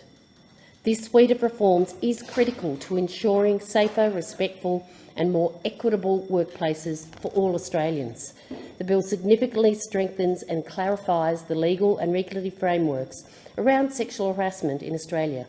In addition to introducing a positive duty by the employer, the bill provides the Commission with the power to assess and enforce compliance. The bill inserts a new provision in the Sexual Discrimination Act to prohibit conduct that subjects another person to in the workplace environment that is hostile on the grounds of sex, responding to a specific recommendation of the Respect at Work report. The report found that sexual harassment may occur where a workplace environment is sexually charged or hostile, even if the specific conduct is not directed at a particular person. For example, conduct such as displaying obscene or pornographic materials, general sexual banter, or innuendo and offensive jokes. These are things that I have experienced in my own workplace history, and things that hopefully now will no longer occur. All of these can result in people of one sex feeling unwelcome or excluded by the general environment. The existence of these environments can increase the risk people have of experiencing other forms of unlawful discrimination, such as sexual harassment. Acting Speaker, the experience of these environments can increase the risk of people experiencing harassment. And in light of this legislation, employers who are not already doing so should be reflected in their workplace culture and the behaviour of employees and senior leaders. We expect that. We expect that now of our senior leaders and our employers. Open forms of sexual harassment are easily identifiable, but most subtle sexual harassment, such as crude language or sexist remarks, often go unnoticed. The Sex Discrimination Commissioner in the Respect at Work report called on all employers to join her in creating safe, gender equal and inclusive workplaces, no matter their industry or size. She told them that this required transparency, accountability and leadership. It would also require a shift from the current reactive model to one that requires positive action from employers. She reminded employers that ultimately a safe, harassment-free workplace is also a productive workplace. Acting Speaker, now is the time for all employers, governments, private and public entities to assess whether there is any aspect of their current culture that needs to change. Training and educating workers is an important tool for preventing sexual harassment. That means training workers at all levels of an organisation and in a form that all workers can understand. Following the passing of this bill, hopefully, employers can anticipate receiving guidelines from the Australian Human Rights Commission, which will assist them to comply with the proposed new positive duty requirements. Responsibility for implementing the Respect at Work report is shared between many, including the Australian Government, independent government agencies, state and territory governments and the private sector. The previous Morrison government failed to act. It's now up to the members of this parliament to use their voice, stand up for women, stand up for those who are being harassed in the workplace and others who have been subjected to discrimination, and say enough is enough. This is a groundbreaking bill. And it leads on from this morning. It was a great day in the chamber today when we introduced the Secure Jobs Better Pay legislation, which will also go further to closing the gender pay gap and making sure that all people are treated equally and have equal opportunity in the workplace to earn an income and feel safe and secure in the workplace. In delivering on the Albanese government's commitment to implementing all the recommendations of the Respect at Work report, we are doing groundbreaking work, which is going to have long-term implications. I'm very proud to be part of a government that is doing so, and I do hope to be celebrating the outcome of the successful passing of this legislation with the women of my electorate and across our nation very soon. Thank you. The question is that the bill be now read a second time, and I call the member for Warringah. Thank you, Deputy Speaker. I speak in support of the Anti-Discrimination and Human Rights Legislation Amendment Respect at Work Bill 2022. The shocking revelations of the Respect at Work report were deeply alarming to so many Australians. It reflected toxic cultures and systemic failures that have persisted for far too long in Australian workplaces. It's time that this is resolved. I welcome this bill and its endeavours to implement meaningful change. I've previously spoken on the impacts of unacceptable delays once the former government finally began implementing the recommendations of the Respect at Work report, in particular during the last parliament. The previous legislation was a good step, but it failed to legislate enough of the report's recommendation. It's so important that this parliament adequately addresses sexual harassment in the workplace and legislate the remaining recommendations. I again wish to thank all of those people who came forward to share their experiences and insights with the Australian Human Rights Commission. This would not have been an easy thing to do. They should never have had to endure the harassment that they faced.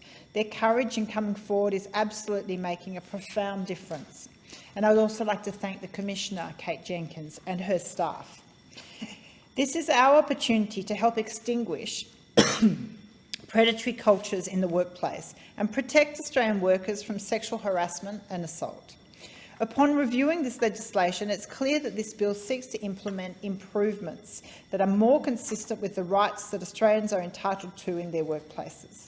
The right to equality and non-discrimination, the right to freedom of expression, the right to privacy and reputation, the right to the highest attainable standards of physical and mental health, and the right to work. Sexual harassment and lack of enforced accountability threatens all of these rights for Australian workers. That's why we need to change this. This bill addresses the significant issues raised in the Respect at Work report, the release of which corresponded with such high-profile instances and allegations of sexual harassment and assault in workplace, including in this very building, that were incredibly shocking. It led to the March for Justice and a real mobilisation around enough that things needed to change. The bill implements a positive duty which puts the onus on employers to ensure they are fostering safe and inclusive workplaces. However, we need to ensure the legal and regulatory framework is clear and considered. Employees in Australia are diverse, and therefore employers should be able to access clear guidance to best practice. I would ask the government to ensure that the new framework proposed in this bill be widely publicised so that every employer can be on the same page with these important changes. There is heightened cultural focus and justifiable public pressure to implement improvements, and it is our job as elected representatives to set the best example and take lead in securing the vital change. The key impact of this legislation across the proposed 8 schedules, I'm pleased to see some of these positive recommendations, and they include the legislation prohibition of conduct that subjects a person to a hostile work environment on the grounds of sex, the introduction of a positive duty on employers to eliminate unlawful discrimination, including sexual harassment, allowing the Australian Human Rights Commission to conduct inquiries into systemic unlawful discrimination or suspected unlawful discrimination, and extending the period of time between the alleged incident and the lodging of a complaint. When I spoke to the Sex Discrimination and Fair Work Amendment Bill 2021 in the last parliament, I pushed the former government on their hesitation to implement more of the recommendations from the report. So I'm pleased to see this government and this bill continue to pick up what was left out of the previous government's legislation. This bill goes further and is a far stronger approach to tackling the pressing issue. Many are wondering around the employer's responsibility and positive duty. So one of the key changes in this bill, and probably one of the most contentious, is the introduction of a positive duty on employers to ensure workplaces are safe and free from sexual harassment. Sexual harassment is not a women's issue. It is a societal issue. Workplace harassment is not inevitable, it is preventable. This needs to be a collective effort between employers, employees, customers and clients to ensure everyone is being protected from sexual harassment. It is through the fostering of accountability measures and steps to educate each other that this long persistent problem can finally start to be resolved. I'm pleased to see the inclusion of Schedule 2, which pertains to positive duty, as a legal and regulatory framework for an employer's responsibility for keeping their staff safe from harassment. This issue is not only relegated to instances of harassment between colleagues. Employees need to feel safe in their role with customers as well, especially those who work in the service of alcohol industry. Hospitality venues in my electorate generally have a high turnover of young staff who are earning money during night shifts while finding their feet in young adulthood. My office has heard instances of young workers being harassed by intoxicated patrons, sometimes on a regular basis by the same offenders.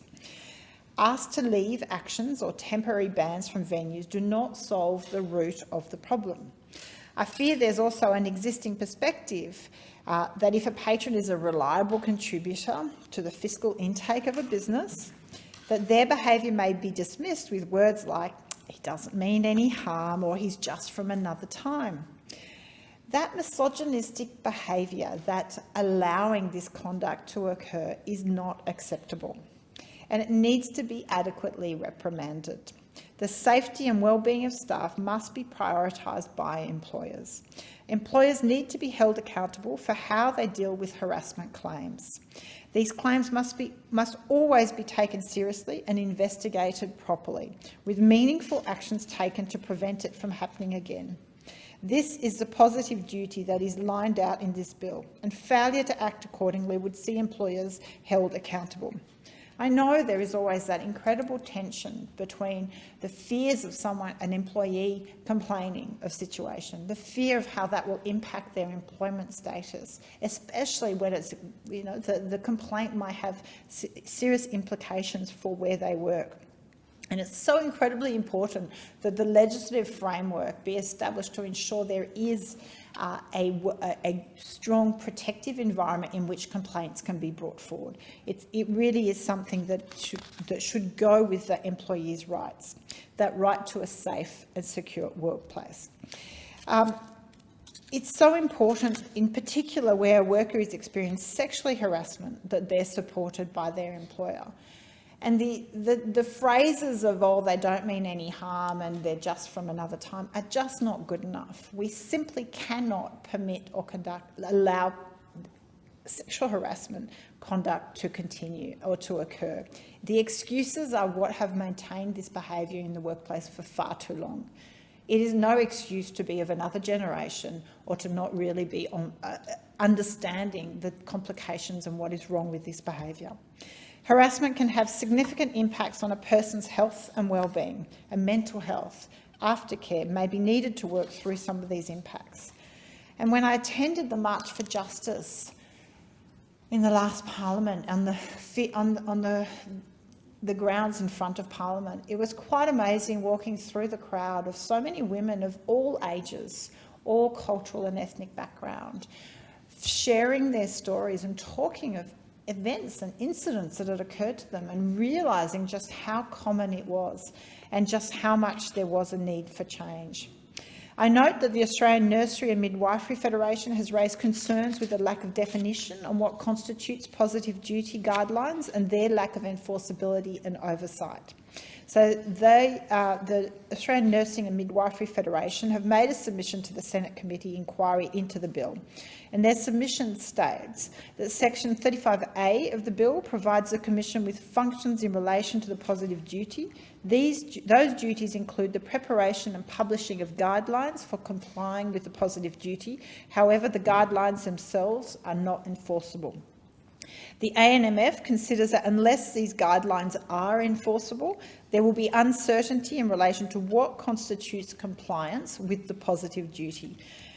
With a legal background, knowing the litigation process in our courts, I would urge the government to take on board that submission and to ensure the positive duty guidelines are clear for employers. This is an incredibly important framework and a key component to tackling this issue. It's vitally important that there is clarity in what is expected of employers.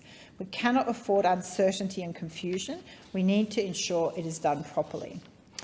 One of the key concerns also, and one that will be the focus of a number of amendments in the consideration in detail stage, is the allocation of costs. A cost neutrality approach, as outlined in this bill, will implement a default position whereby each party will be responsible for covering their own legal costs, should a workplace harassment claim be brought before the courts.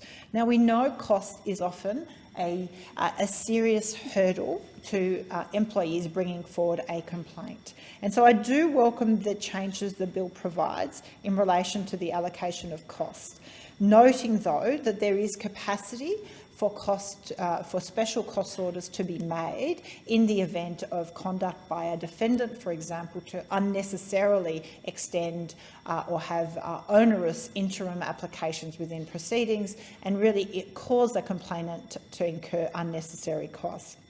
I know some groups are concerned that this remains a barrier to justice for plaintiffs who simply don't have the resources to fund legal representation and hence are severely disadvantaged in proceedings or mediation, especially against larger businesses or corporations with vastly greater legal resources.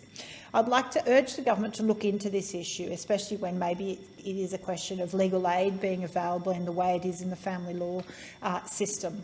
This idea that each party bear their own cost, very familiar with it from a family court, family law jurisdiction point of view. And I do support it, and I am not in support of some of the amendments being proposed. But I would urge the government to look at this question. We have to have a system where people have access to justice, and cost is not a barrier to being able to defend or to bring forward an action for harassment in the workplace. So I support the approach outlined in the bill, which provides for own cost of each party, so each party bear their own costs, with the judge's discretion that in the event of vexatious claims to overturn own cost rulings, similar to what is provided in the family law system. I believe that does lead to a reasonable balance and progress on the situation at the moment. I would ask the government to consider an amendment that I am intending to move and around inclusive language. This is a strong bill. However, I believe an even more holistic approach is needed in Schedule 8 to ensure improvements are equitable throughout the national workforce.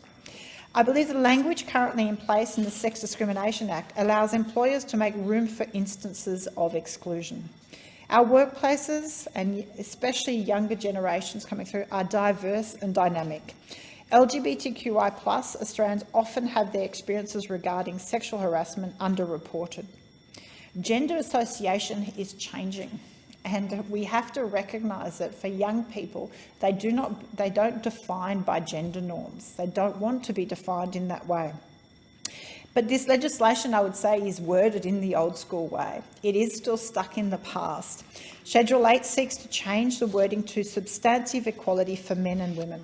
I believe it is an objective of the Sex Discrimination Act to achieve substantive equality for everyone, irrespective of gender or sexual orientation, rather than simply for men and women, as is currently written.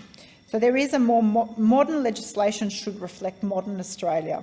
I will therefore be putting forward a motion to amend this wording to ensure our diverse workforce is protected equally in this bill, but that all generations see themselves and recognise themselves in the bill and the language the government is using.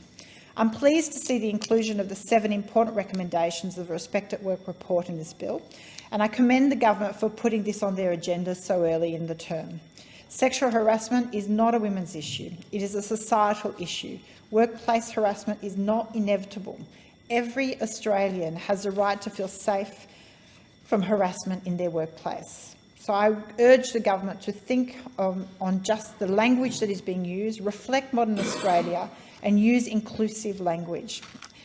Sexual harassment and assault can have severe and lasting impact on a person's self-worth and emotional health. So I look forward to the implementation of this bill and the eradication of harassment and discrimination based on sex in Australia's workplace. And I commend this bill to the House.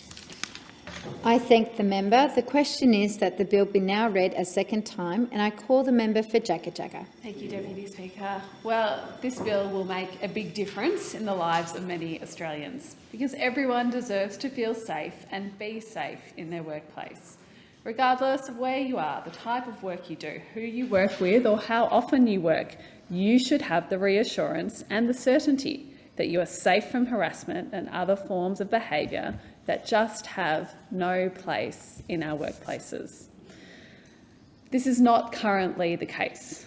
We do hear of far too many instances of sexual harassment in our workplaces. It's an issue that too many Australians come up against during their working lives.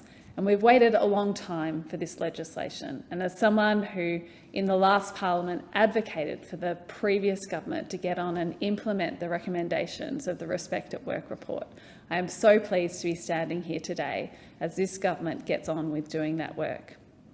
The Respect at Work report, which was delivered by Sex Discrimination Commissioner Kate Jenkins in March 2020, found that 33% of people who'd been in the workforce in the preceding 5-year period had experienced workplace sexual harassment.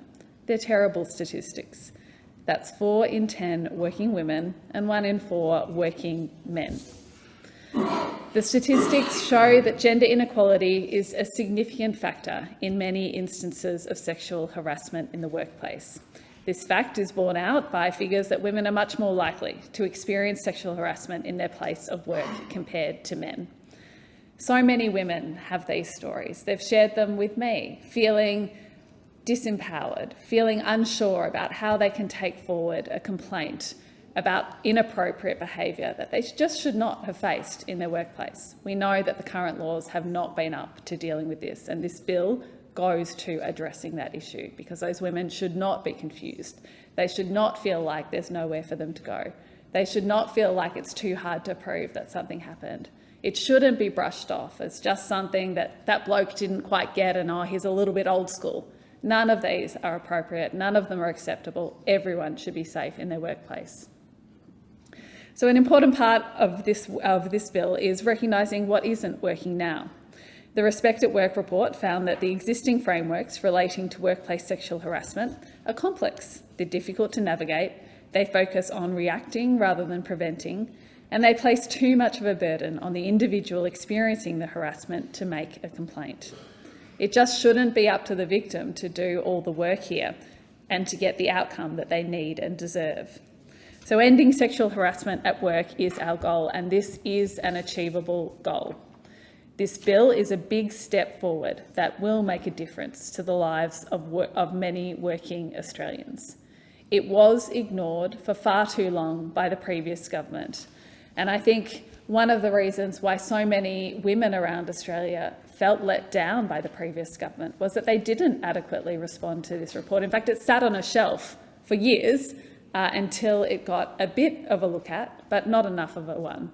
And again, I say to all the women who have shared with me their stories of having to put up with this type of behaviour and feel like there is nowhere for them to go, feel like the paths that were open to them to deal with this sort of behaviour in the workplace weren't going to actually deal with it. This bill is for you, and it will make a difference. The government does have a role to play in making workplaces safe. We can set the direction and we can help improve the practices of workplaces that might be falling short. And it's also appropriate here to acknowledge that the workplaces we as parliamentarians work in and operate have also fallen short far too many times. And through another body of work from Kate Jenkins, the Set the Standard report, we know that that has absolutely been the case in this building. And we also know that we are on the way to raising the standard of behaviour and improving the structures that govern our parliamentary workplaces. So as we do this work in the broader community, we also must not forget that there is a lot of work for us to do in this place and across all the places that we as parliamentarians work in, and we mustn't take that work for granted. It's something that all of us have to be involved in and dedicated to. This bill implements 7 changes recommended by Kate Jenkins to achieve our goal of ending sexual harassment in the workplace. The biggest change, and the one that I think will make the most difference in people's lives, is that there will now be a positive duty on employers to take reasonable measures to eliminate sex discrimination, sexual harassment and victimisation as much as possible. So while there's a role for everyone to play in making workplaces safe, what we're saying with this bill is that there's a responsibility on employers to be setting the standard. They are generally the best placed people to be preventing discrimination and harassment within a workforce. And this bill places this principle front and centred. It will ensure that employers are proactive in making their workplaces a safe environment and hopefully helping to avoid the conditions that lead to and create a toxic workplace. Not putting that onus on an employee to think about, do I have a pathway to report this? What might I have been doing wrong? Did I just respond to that person in the wrong way? It's not on the employee. It is a responsibility of the employer to make sure that the workplace is free of sexual harassment. This bill recognises that merely looking for remedies for misconduct will not deliver the changes we need to see in workplaces. And it is accepted practice that employers have responsibilities to their employees, particularly on issues like workplace health and safety.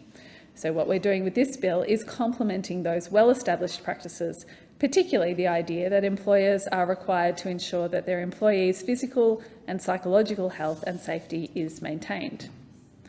This bill will also strengthen the arm of the Australian Human Rights Commission and provide it with new functions to assess and enforce compliance with the new positive duty on employers. The Commission will have the ability to give compliance notices to employers that are found to not be meeting their obligations to their employees. And this will assist employers in making sure they are taking the steps they need to make their workplaces safer. Safe workplaces are actually good for all of us. They're good for workers, they're good for bosses, they're good for all of us who use the services or goods of that workplace. They are a win-win-win for our entire community. The Respect at Work report noted, amongst other issues, that hostile workplace environments increase the risk of someone who's experiencing unlawful discrimination, including sexual harassment. And the bill will change part of the Sex Discrimination Act, prohibiting conduct that results in an offensive, intimidating and humiliating environment for people of one sex. The Act will also be amended to state that one of its aims is to achieve substantive equality between men and women, and concerns that were raised during the consultation on Commissioner Jenkins' report included the uncertainty that applicants face in seeking to resolve their complaints through the courts. So through this bill, the government will deliver a costs protection provision, reflecting one of the report's recommendations and helping to give greater certainty to parties about the costs they may face if they are heading towards legal action. We also know that giving light to what's happening in workplaces will help to make a difference, and that's why this bill will require the Commonwealth Public Sector to report against 6 gender equality indicators, contributing to what will become a growing body of data that will help to improve our understanding of gender inequality in workplaces. So I do want to take this opportunity to thank the Sex Discrimination Commissioner, Kate Jenkins, and acknowledge her work, both with the Respect at Work report and with the report that she did for this Parliament. They are both incredibly important pieces of work that really are helping us get to a different place in this country, helping us to make sure that our workplaces are the types of workplaces that everyone should want to and can feel safe working in. And again, I really pay tribute to the effort and thought that she has brought into these important reforms. I also want to acknowledge the input and advocacy over many, many years from individuals and organisations who've kept up the pressure and the attention on these issues. I know that their contribution has been reflected first in the Commissioner's report and the findings and recommendations, and now in everything that has come since, including in this bill. Deputy Speaker, sexual harassment can be devastating for those people who experience it. It is something that we know can occur in any industry and any profession, but it just should not occur. That it continues to be a pervasive issue in workplaces demonstrates the need for those of us who are here as lawmakers to rethink all of these things, to look at how these laws are working more effectively to help stop sexual harassment in workplaces. And this bill represents part of the shift we need to make, and it follows the leadership of the Respect at Work report. This bill tells workers across Australia that they deserve to be safe at work. It tells workers across a workplace that sexual harassment should not be put up with or ignored. It is preventable, and we can make a change for the better that helps to put it to an end. This bill is a really important step forward, and with its passage through the Parliament, soon we will finally have implemented the recommendations of the Respect at Work report in full, alongside, of course, the bill that was introduced by Minister Burke this morning in the House, which again goes to some really important issues around addressing gender inequality in our workplaces. It's such important work that this Parliament and this government is getting on with doing. This bill demonstrates that our government is delivering the changes that people voted for. We are delivering on the promise we made to Australian women, that their voices would be heard in this place, that the changes that are needed in our workplaces, in our homes, across our country will be acted on. I'm very proud that this government has brought this bill forward, and I commend it to the House. I thank the member for her contribution. The question is that the bill be now read a second time, and I call the member for Goldstein. Thank you, Deputy Speaker. I'm pleased to speak on this bill on Respect at Work, the direct consequence of the Respect at Work report and the behaviour that led to it. Safe and respectful workplaces aren't just a moral issue. Having a safe and respectful workplace is fundamental to increasing women's participation in the labour force, their career progression and fulfilment, and their future economic security.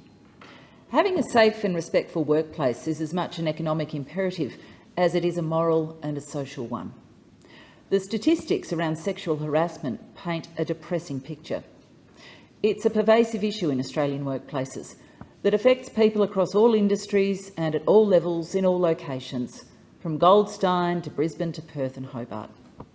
The encouraging news is it's now being talked about seriously, given more than lip service, and it's starting to be seen as a serious problem that needs addressing with more legislative clout. In March 2020, the Australian Human Rights Commission released the Respect at Work report, which found that sexual harassment is a common experience. In 2018, 1 in 3 Australian workers had experienced workplace sexual harassment in the last 5 years, up from 1 in 5 in 2012. The current system places the onus on the victim to complain, yet only 17% of the people who reported being sexually harassed at work in the Commission's national survey made a complaint. Sexual harassment happens in all workplaces, including rural, regional and metropolitan settings, as well as small, medium and large workplaces. And workplace sexual harassment has a high cost. As well as having a devastating and profound impact on individuals, Deloitte Access Economics estimated that workplace sexual harassment cost the Australian economy $3.8 billion in 2018. The Respect at Work report concluded that the existing frameworks are complex, difficult to navigate, overly reactive rather than focused on prevention, and place a significant burden on individuals who experience harassment to make a complaint. The report recommended several legislative amendments to strengthen and clarify the legal and regulatory frameworks relating to sexual harassment, and made 55 recommendations. This bill would implement 7 of them. The cornerstone reform is the introduction of a positive duty in the Sex Discrimination Act that would require employers to take reasonable and proportionate measures to eliminate sex discrimination, including sexual harassment and victimisation. The bill would also expand the role of the Commission by providing it with new powers to monitor and enforce compliance with the positive duty, including the ability to give compliance notices. The introduction of a positive duty and the ability of the Commission to enforce that duty is a significant move, a turning point moment that should finally start to shift the burden of sexual harassment from individuals to employers. Under the current complaints-based legislative framework, the onus is on people who experience the harassment to make the complaint. But as the 17% figure tells you, most people choose not to lodge a complaint because they fear the impact that complaining will have on their reputation, career prospects and relationships within their community or industry.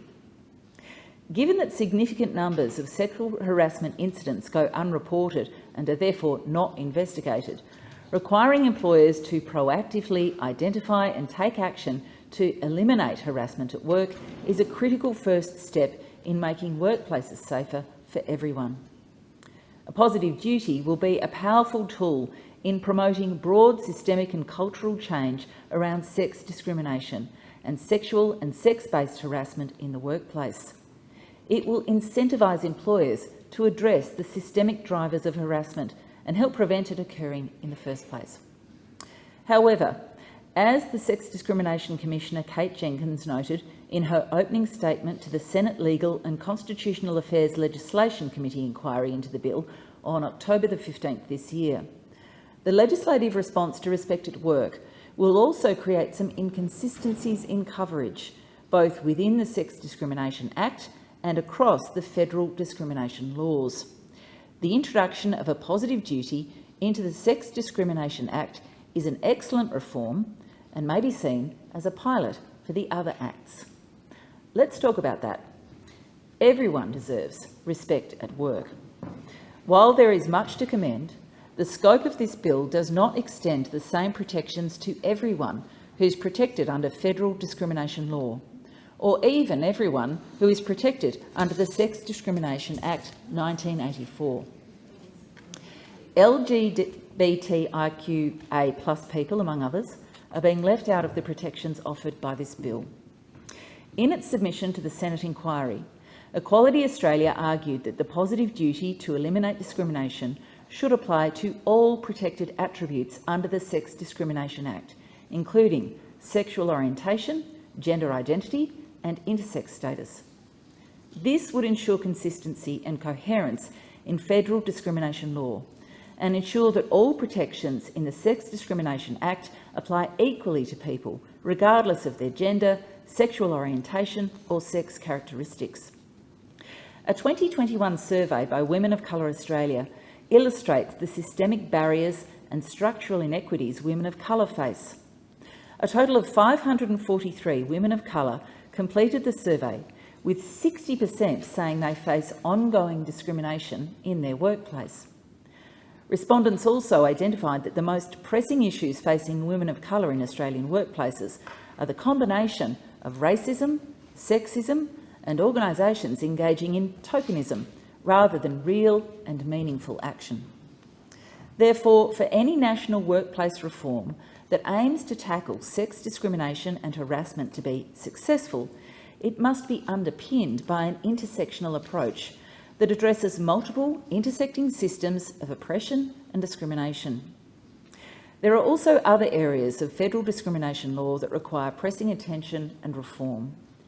In its paper, Free and Equal, a reform agenda for federal discrimination laws in September 2021, the Commission notes that Australia was a world leader on discrimination protections when the Racial Discrimination Act was introduced in 1975.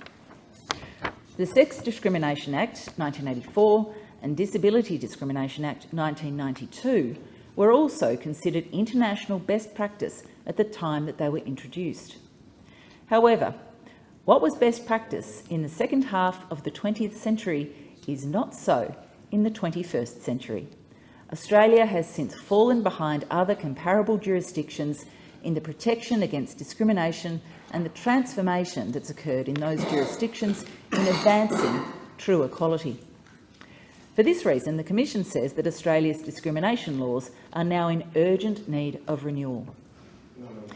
The introduction of a positive duty into the Sex Discrimination Act is an excellent reform that places the onus firmly on employers to get their house in order. No one should feel safe or uncomfortable in their place of work. This shouldn't stop with the Sex Discrimination Act. This should be a springboard for further change. There is a place for a positive duty to eliminate discrimination in all federal discrimination laws: the Racial Discrimination Act 1975, the Disability Discrimination Act 1992 and the Age Discrimination Act 2004. The people of Goldstein support equality. I urge the government to undertake a comprehensive review of its federal discrimination laws as a matter of priority. Thank you, Deputy Speaker. I thank the member for her contribution. The question is that the bill be now read a second time, and I call the member for Cunningham. All Australians have a right to feel safe at work, to feel safe from the threat of injury or death, to feel safe from physical or psychological intimidation, and to feel safe from sexual harassment. The Anti-Discrimination and Human Rights Legislation Amendment Respect at Work Bill 2022 brings us closer to eliminating sexual harassment in the workplace. Sexual harassment is an increasing blight on Australian workplaces. According to a 2018 national survey conducted by the Australian Human Rights Commission, 1 in 3 people had experienced workplace sexual harassment in the preceding 5 years. For Aboriginal and Torres Strait Islander people, people with a disability and the LGBTQI community, this number is higher. And for women more broadly, 39% had experienced sexual harassment in their workplace. This represents a definite increase from previous national surveys. In 2003, just 11% of people had experienced workplace sexual harassment. The Respect at Work report, overseen by Kate Jenkins, detailed the significant amount of work that needs to be done to make our workplaces safer, particularly for women. The report highlights how Australia has fallen behind when it comes to preventing and responding to workplace sexual harassment, and provides recommendations on what can be done to fix this. The Albanese Labor government made a commitment to fully implement the recommendations of the Respect at Work report. This is something the previous government failed to do. So now it is up to our government to finish the job and help protect Australians from workplace sexual harassment. This bill implements the remaining legislative recommendations from the Respect at Work report, with the exception of Recommendation 28. Recommendation 28, which calls for a review into the Fair Work system to define and expressly prohibit sexual harassment, will be progressed separately by the Minister for Employment and Workplace Relations. The reforms included in this bill are another example of this government fulfilling its election promises. They are vital to helping stamp out workplace sexual harassment, to making our workplaces more respectful and equitable for all Australians.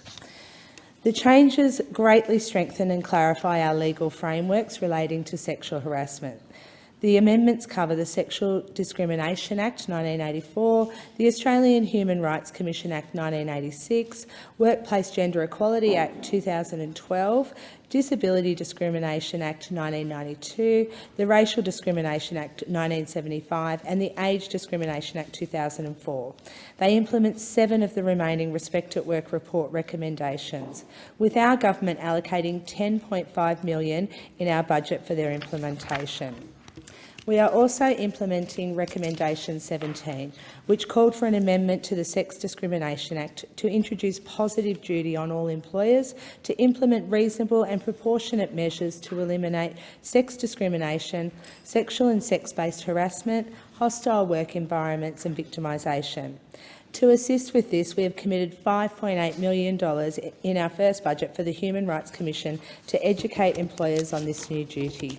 $2.6 million has also been allocated to facilitate a process for disclosing historic sexual harassment incidences. This will support victim survivors and identify improvements to be made. And a further $2.1 million has been provided to ensure that the Commission is the central point of contact for workplace rights information and provides a coordinated referral service. We are implementing Recommendation 18, which advised that the Australian Human Rights Commission be given the function of assessing compliance with the employer's positive duty and enforcement. We are replacing language in the Respect at Work Act 2021. This will ensure that an object of the Act is to achieve substantive equality between men and women. This was listed as Recommendation 16A. We are broadening the provisions relating to sex-based harassment in the Sex Discrimination Act to ensure that conduct of a demeaning nature is covered, not just conduct of a seriously demeaning nature. We are also amending the Sex Discrimination Act to specifically prohibit conduct that contributes to a hostile work environment on the basis of sex. We are strengthening the Australian Human Rights Commission to have the capacity to inquire into systemic unlawful discrimination. We are removing barriers that inhibit representative bodies from continuing representative complaints in the Federal Court.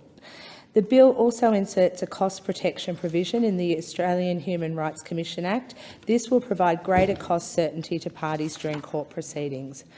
And we are ensuring that the Commonwealth public sector are also required to report to the Workplace Gender Equality Agency on gender equality. With the Respect at Work bill, our government is making workplaces safer for all Australians. We are taking action to prevent workplace sexual harassment. The Respect at Work report provides great insight into the face of workplace sexual harassment in Australia. The majority of employment-related sexual harassment complaints are made by women. In 2017-18, 68% of complaints received by the Australian Human Rights Commission were from women. The Respect at Work report also provided immense details on the contributing factors to workplace sexual harassment. We also know that disparities in power are vital to our understanding of the causes of sexual harassment. This is reflected in the testimony of those who have been victims of sexual harassment. Many reported that the defining feature of the harassment was a lack of power compared to the harasser, and gender continues to be the primary power imbalance affecting sexual harassment. This can be compounded with other power imbalances, including racial differences, disability, sexual orientation, visa status and economic vulnerabilities. We also know that workplace culture and social norms are an important contributing factor. To ensure victims have a voice, it is important to ensure that there is trust in complaints processes and a genuine perception of freedom from repercussions. Victims need to feel safe in reporting their harassment and also need the confidence that the issue will be addressed appropriately. The changes we are introducing today reflect the reality that it is everyone's responsibility to work towards eliminating workplace sexual harassment. For young people, the threat is heightened, and young women in particular, who have the combined vulnerabilities of inexperience, age, gender and unequal employment. This is made worse by higher rates of casual work and a lack of understanding on workplace rights. It is so important, particularly for young people and migrant workers, that their workplace rights are communicated and respected. The union movement has always been there for workers, to educate and support them and to help minimise power imbalances. I know because I have spent much of my working life here in this building as a staff representative, and I have been a lead delegate for the United Services Union. I have supported many staff who have experienced discrimination and/or fallen victim to power imbalances here in our workplace.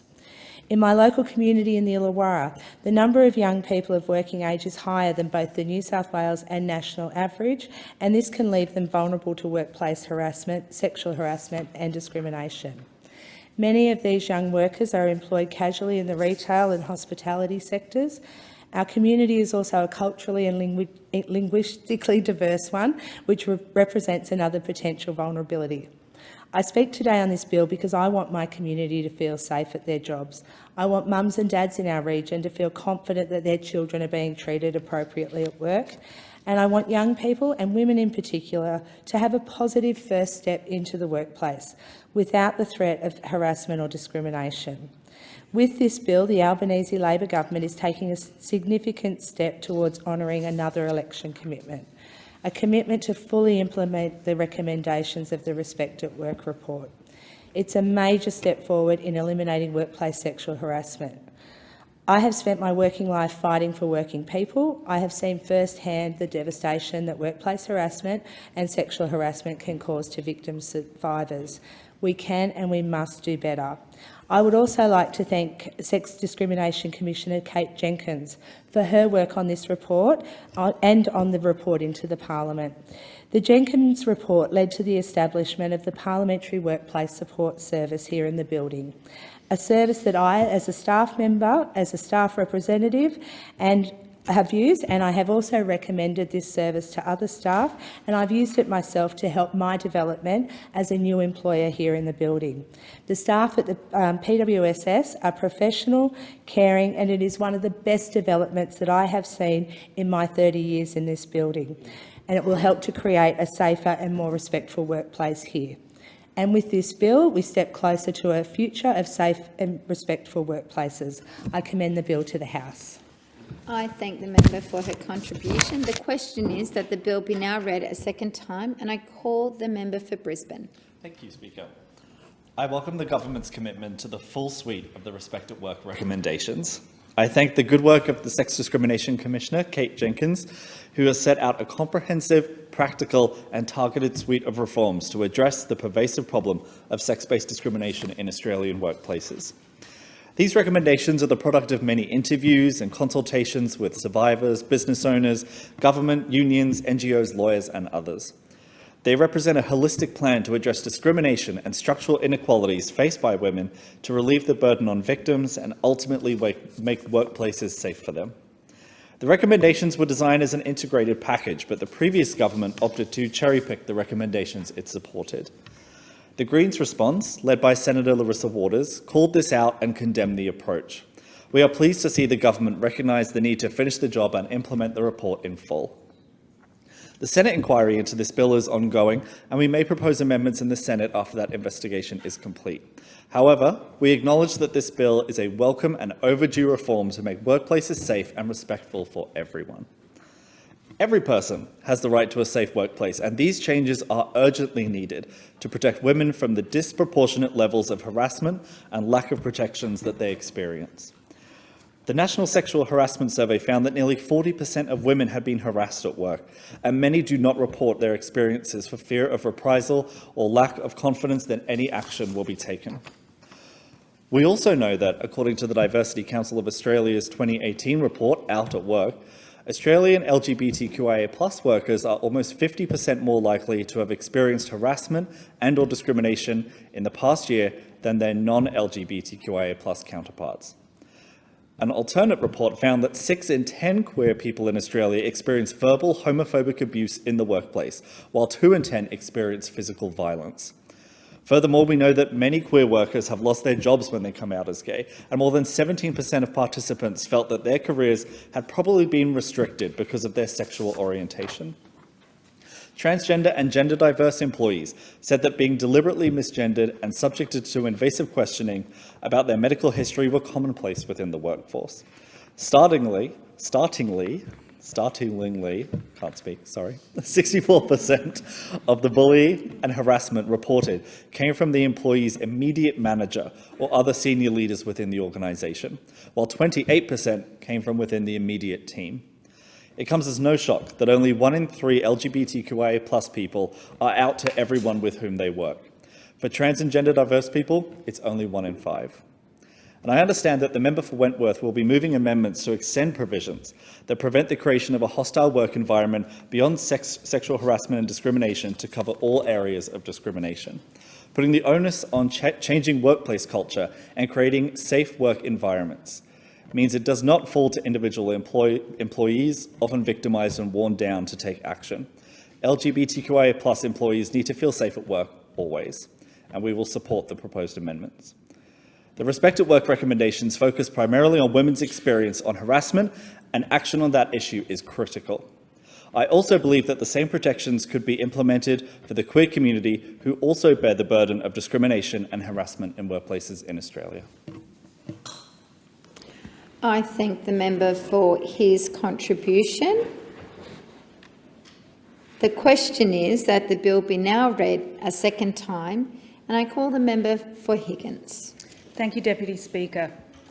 An unwanted hand on the knee or on the small of the back, a lewd comment are familiar encounters for many, if not most, women sometime in their lives.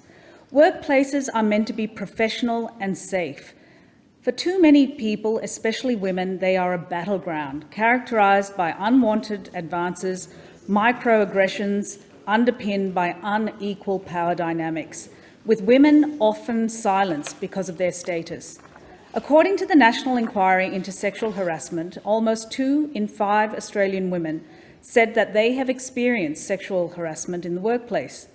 Although women are overrepresented, sexual harassment also affects men, with 26% of men in the previous 5 years also experiencing sexual harassment. However, gender is not the only lens. Vulnerability, no matter the context, is always intersectional. The National Inquiry confirmed the playbook of intersectional disadvantage: younger age, gender diverse, First Nations ancestry, disability, and people from culturally diverse backgrounds were more at risk. Aside from the profound personal impacts, what are the wider ramifications? In dollar terms, $3.8 billion, according to Deloitte Australia in 2018. Women don't live in isolation, they live in communities and are often also the primary caregiver. How has this corrosive behaviour affected children? According to the Stop It at Start campaign, who published a compilation of stories from children in this year, it paints an enlightening story. From Olivia, 12, from Tasmania. There are so many young women and girls out there that feel worthless because of the way they are treated. I want to change the future of respect for all females of the world and make them feel like they belong. No girl or woman deserves to be treated so awfully. And Henry, 10 years old from Queensland, respect is a symbol of kindness. To respect women, we need to respect them in our words, our hearts and our minds. Wisdom from the mouth of babes. Young Australians clearly have a sophisticated and empathetic understanding of this issue. We need to catch up. This is why the Albanese government is taking decisive action to combat sexual harassment in the Australian workplace by implementing all recommendations of the Respect at Work report. As you know, this report made 55 recommendations. Yes. This bill will implement 7 of those recommendations and a number of related amendments to strengthen and clarify the legal framework around workplace sexual harassment. The bill has a strong focus on prevention and education, missing links which for too long have placed an undue burden on victims to remedy misconduct that is actually rooted in cultural and systemic factors within organisations. When egregious acts of misconduct occur, it should be an opportunity for organisations to really scrutinise their culture, because these events are rarely isolated. The bill will insert a new provision into the Sex Discrimination Act to prohibit conduct that results in offensive, intimidating and a humiliating environment for people. Sexually charged or hostile workplaces are fertile grounds for sexual harassment taking hold. So porn, trash talk, innuendo or dirty jokes can make people feel unwelcome, threatened or excluded. This provision provides clarity to employers on their obligations in creating a safe and respectful workplace. The cornerstone of this bill is to create a positive duty, to put the onus back on businesses and employers to do the right thing, to be proactive in their workplace, to prevent discrimination and harassment from taking hold in the first place.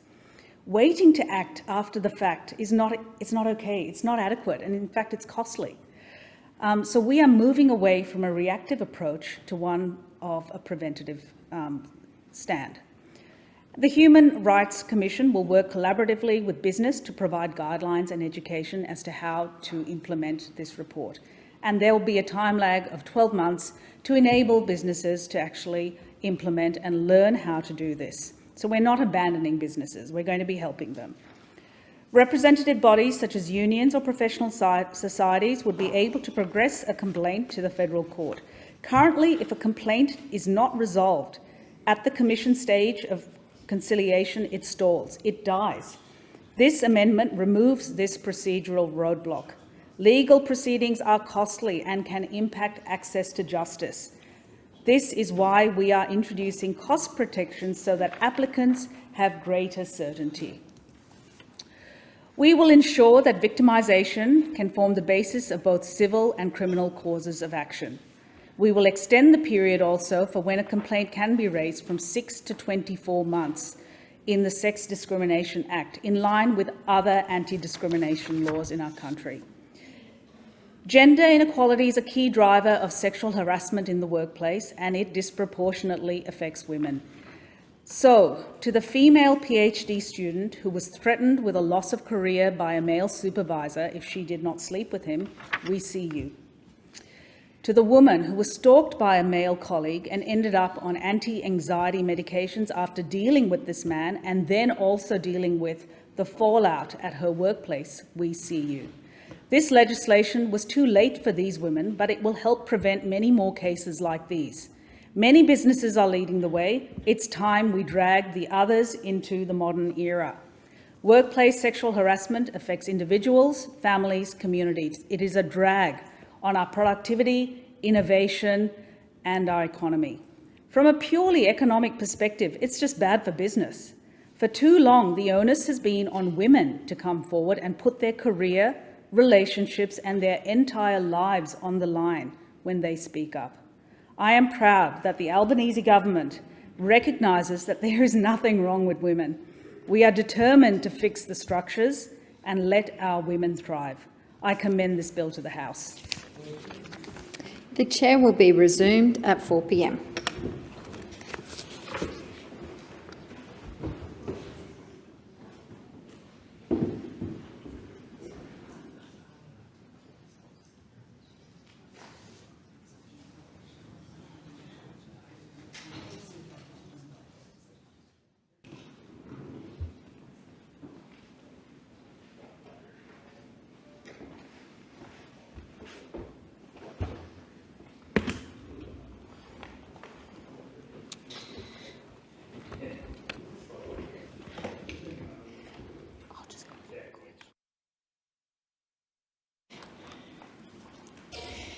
Good afternoon. The question is that the bill now be read a second time, and I call the member for Flinders. Thank you. I rise to speak on the Anti-Discrimination and Human Rights Legislation Amendment Respect at Work Bill of 2022. This is the second piece of legislation in this place to implement the Respect at Work report, which was the culmination of the landmark National Inquiry into Sexual Harassment in Australian Workplaces, which took place under the former coalition government. The first piece of legislation went through the 46th Australian Parliament in the winter of 2021, and in the main, the Sex Discrimination Fair Work Respect at Work Amendment Bill of 2021 implemented those recommendations in the Respect at Work report, which were within the purview of the Australian government. As the Attorney-General, the member for Isaacs, rightfully said in his second reading speech last month, the Respect at Work report was indeed a watershed moment in recognising the impact of sexual harassment in Australian workplaces. That report found that a third of all people had experienced workplace sexual harassment in the preceding 5 years, and in the case of women, that was around 40%. As my friend the member for Berowra has said in debate on Tuesday, the latest national survey on sexual harassment will be released within weeks, and we can only hope that, given the national attention that has rightly been paid to this issue in recent years, that the statistics will show some sign of improvement. But of course, sexual harassment in the workplace is not an affliction of recent years. Any woman in this place will be able to recite at least a story or two of unwelcome physical interest, the inappropriate conversation, the well-meaning but slightly leerish affection. For many others in this place, as well as outside this place, it can be a daily occurrence. It is not always physical, sometimes it is situational. Sexually explicit posters on the wall or suggestive pictures on a screensaver. Sometimes it is clothed in jest, as though that makes it less offensive, suggestive comments and poorly worded jokes of a sexual or intimate nature. It took the Respect at Work report and a series of public and private debates, both external to and within this place, to galvanise support across the Parliament to implement the 55 recommendations of the report. The report was released in March 2020, and by March 2021, we had all had a gutful, as the member for McPherson so succinctly put it around that time. It was a time for change, and the work of the Sex Discrimination Commissioner, Kate Jenkins, and her team at the Australian Human Rights Commission was to be the agent for change. May I say, there is possibly no more capable captain of change than Kate Jenkins. I first met Kate 25 years ago, and I consider her a friend, a mentor, and an inspiration. At that stage, Kate was a young partner at Freehill, Hollingdale and Page, and had built a significant commercial legal practice from scratch in equal opportunity law, among other areas related to employment. Kate was, in this respect, as many others, ahead of her time, and a number of Australia's leading law firms set up similar practices in years to follow, but never to the same level of success and respect which Kate had achieved in corporate circles by the mid-1990s. After 20 years in legal practice, where she could see the impact she had had across so many of Australia's ASX 200 companies, Kate took some persuading to leave the private sector to take up the stewardship of Victoria's Equal Opportunity and Human Rights Commission. In that capacity, she led the independent review into sex discrimination, sexual harassment and predatory behaviour within the Victoria Police. As an aside, I reflect on a meeting I had a few weeks ago in my electorate at the beautiful Mechanics Hall in Somerville with a remarkable group of people from across the Mornington Peninsula to discuss issues of family violence and sexual assault. This group included members of No to Violence, Sexual Assault Services Victoria and Safe and Equal. I'm greatly indebted for them for the time that they gave me and the compassion and determination with which they described their work with their clients and the broader community involved in addressing sexual assault and family violence across my electorate. In this regard, I'm also indebted to Rosie Batty, with whom I spent a few hours recently in my electorate office. Rosie is a powerful advocate with an acute understanding of disadvantage and the barriers many women face in getting the help that they need. Over those few hours at the Mechanics Hall, I talked at length with our local support professionals and counsellors about the experience, particularly of women, navigating a complicated web of services, as well as the persistent unmet needs for services who assist families suffering from violence and the victims of sexual assault. However, one remarkable observation from all in the room was that while things were not perfect, their experience with the Victorian Police had been exceptionally positive. The training the police get is excellent. It has improved out of this world. I heard it said over and over, and this is in part due to Kate Jenkins' work during her time at the Victorian Equal Opportunity and Human Rights Commission. After a few years in Victoria, Kate joined the Australian Government, taking up the Sex Discrimination Commissioner role at the Australian Human Rights Commission in April 2016. Again, not without some encouragement perhaps, because she felt there was still more to be done in Victoria. In taking up this national role, she followed in the steps of a string of great Australian women, leaders and reformers in their field, among them household names Elizabeth Broderick, Prue Goward, and indeed Quentin Bryce. But I suspect Kate's legacy will be the one we talk most about in this place, in the Australian media, in our workplaces and our universities for decades to come. Kate's work on the National Inquiry into Sexual Harassment in Australian Workplaces and her report, Respect at Work, will stand the test of time.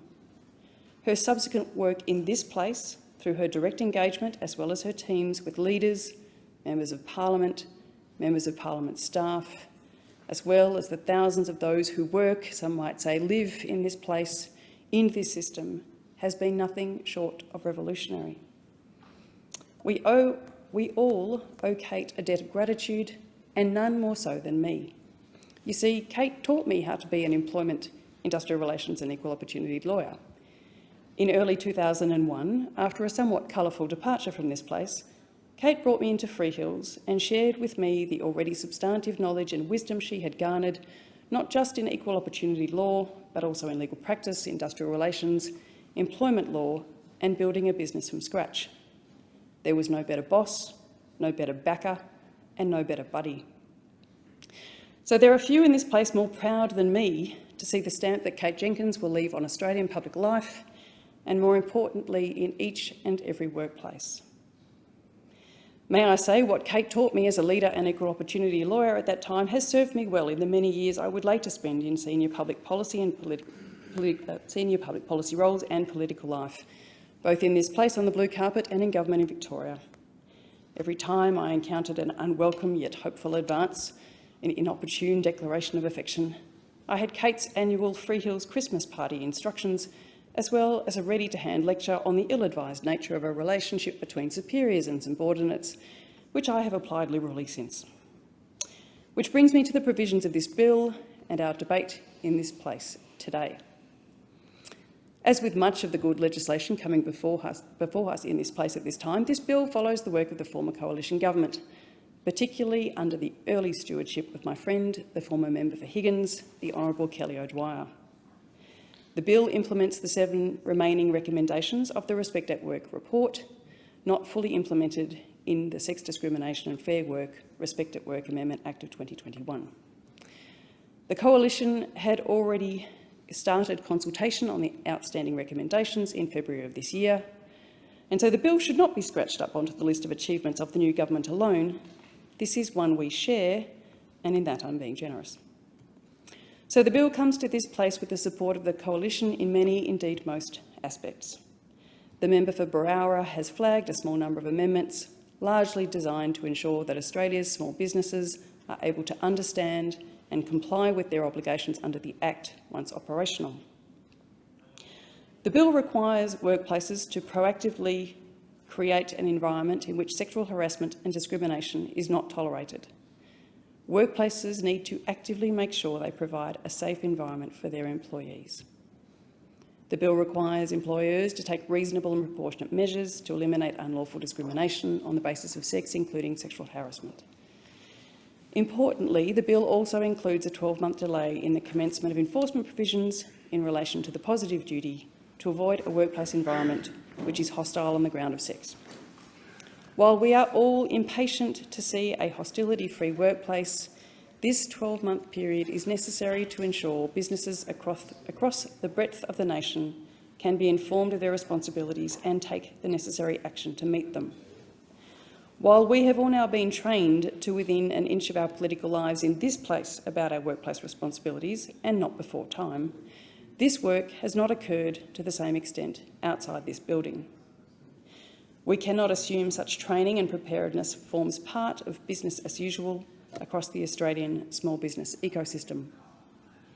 In my own part of this great nation, the Mornington Peninsula, businesses are running hard, most operating at 50 to 60% of their capacity due to a lack of staff.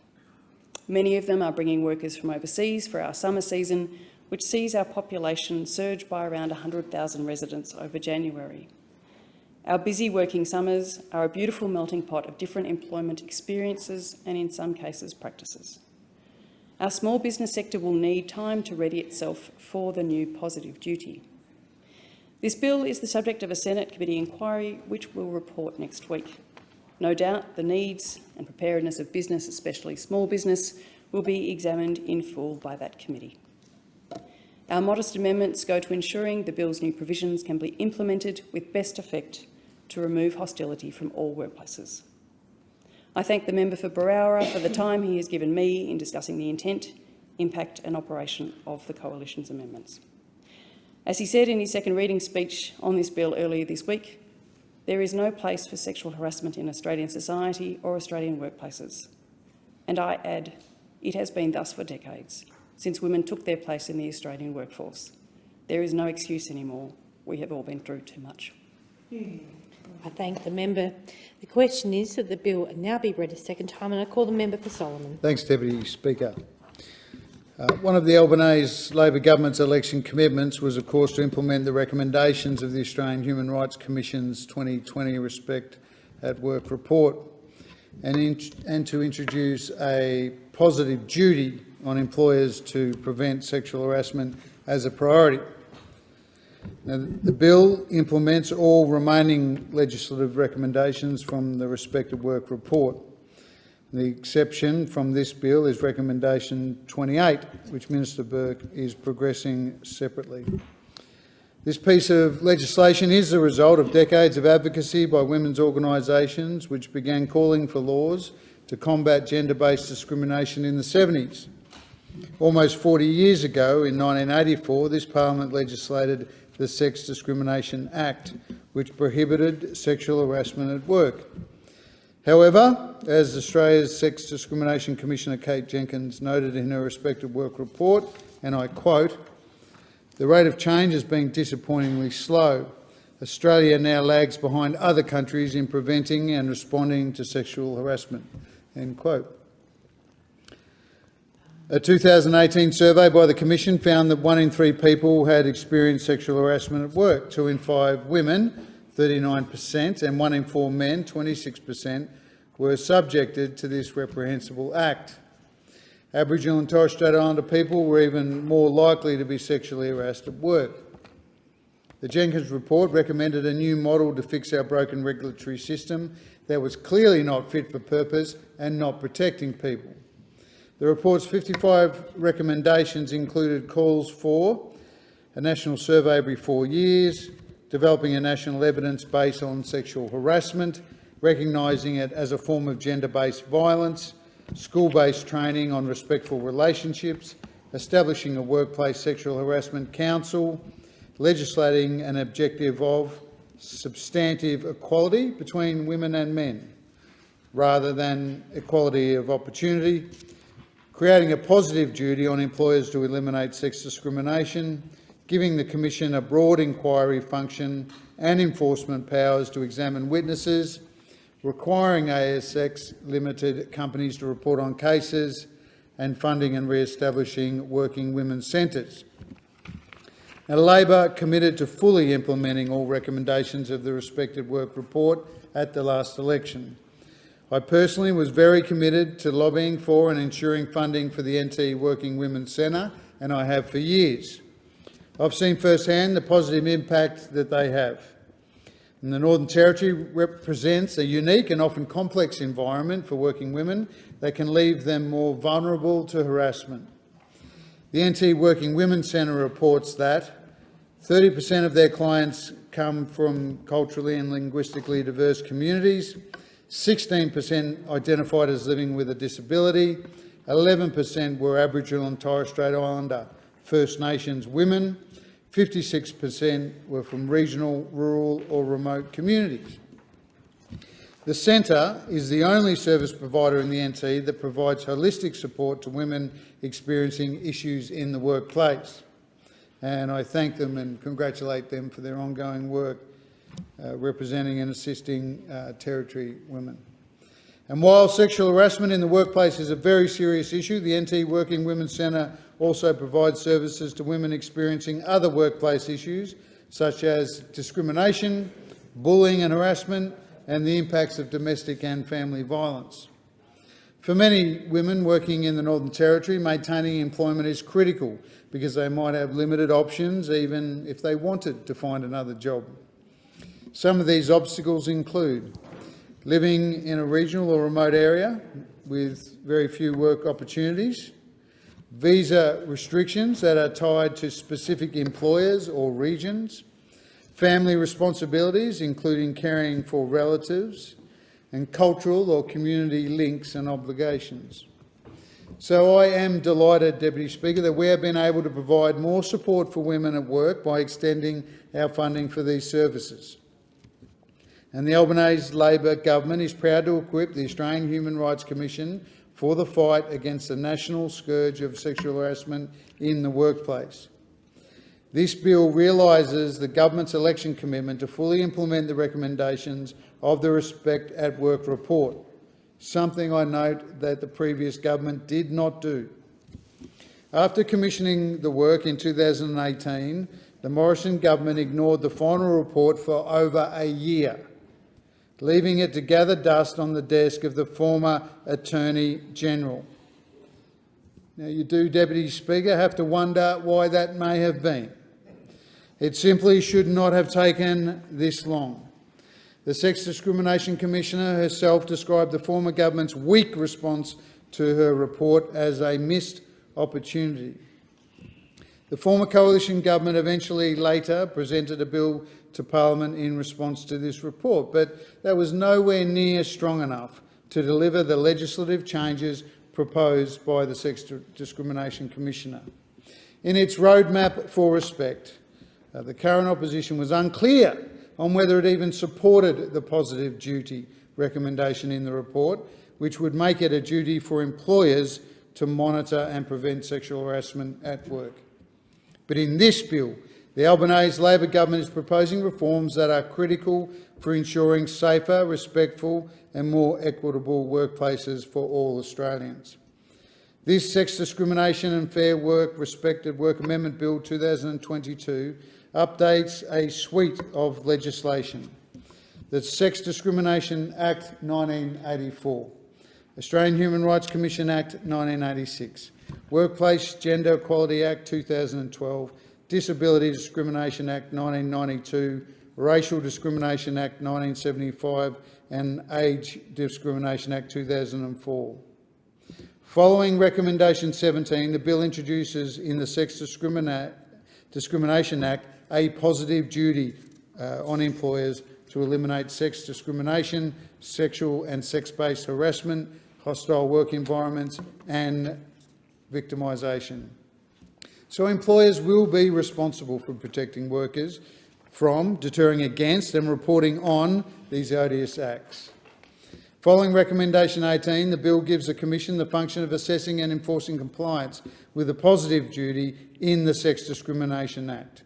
So this legislation, in other words, equips the Commission with the powers it needs to hold accountable anyone who sexually harasses a colleague and anyone who covers up for them.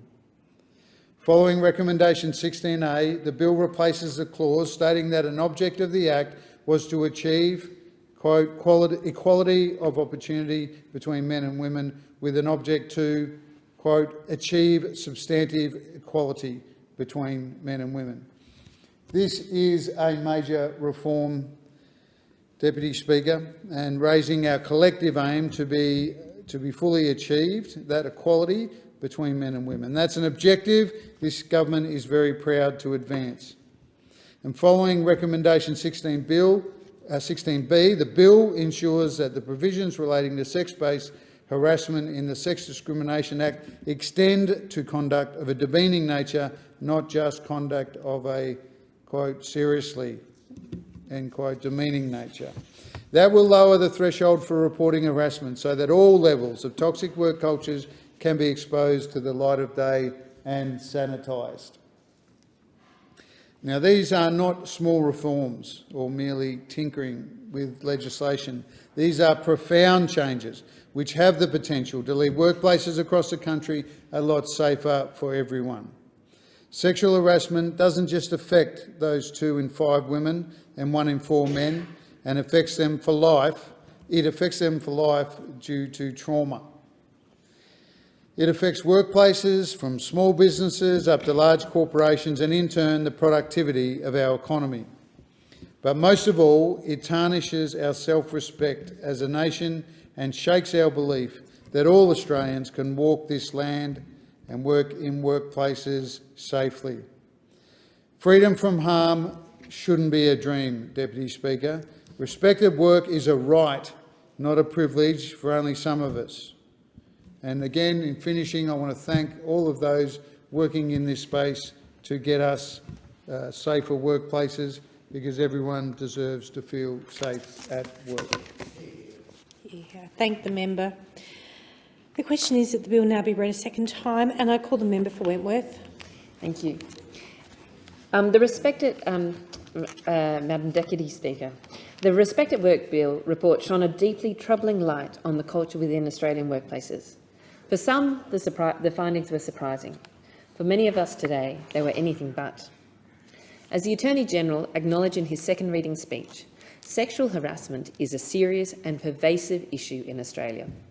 It affects all of our industries and our professions. It's endemic across our workplaces, and too long it has been accepted by society.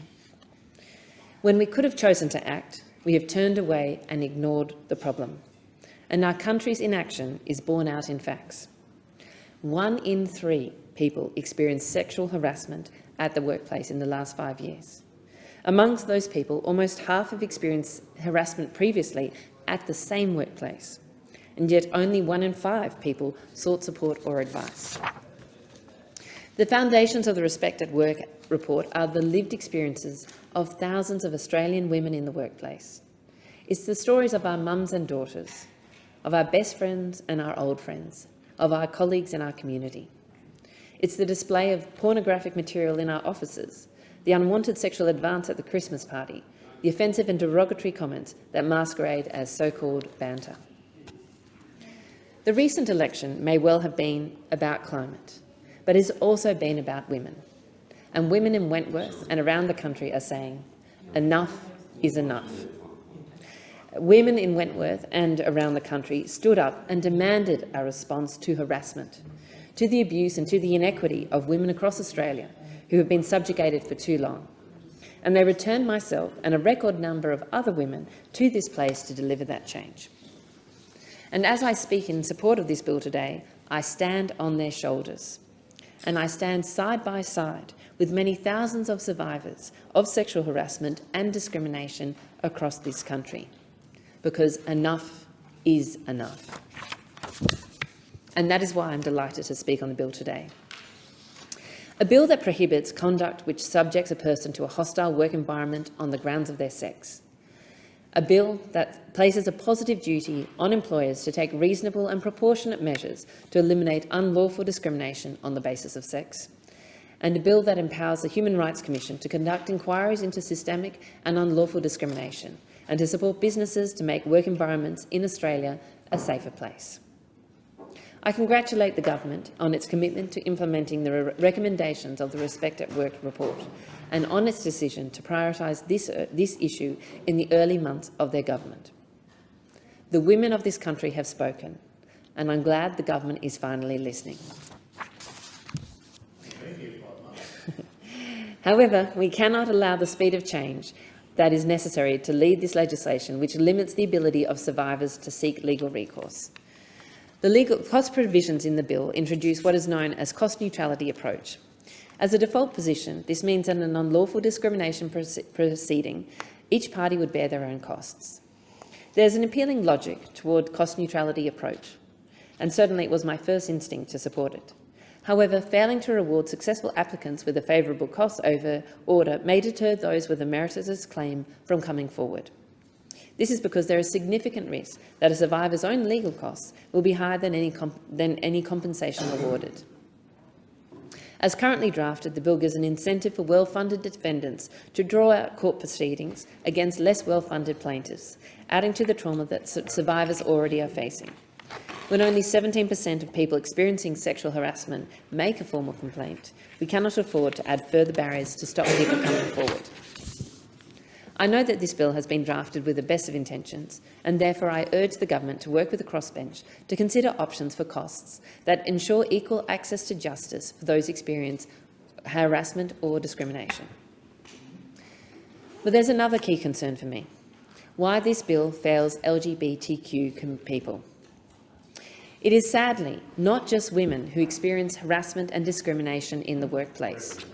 Unfortunately, many of those in the LGBTQ community are also badly affected, and governments of all stripes have failed to address this for many years.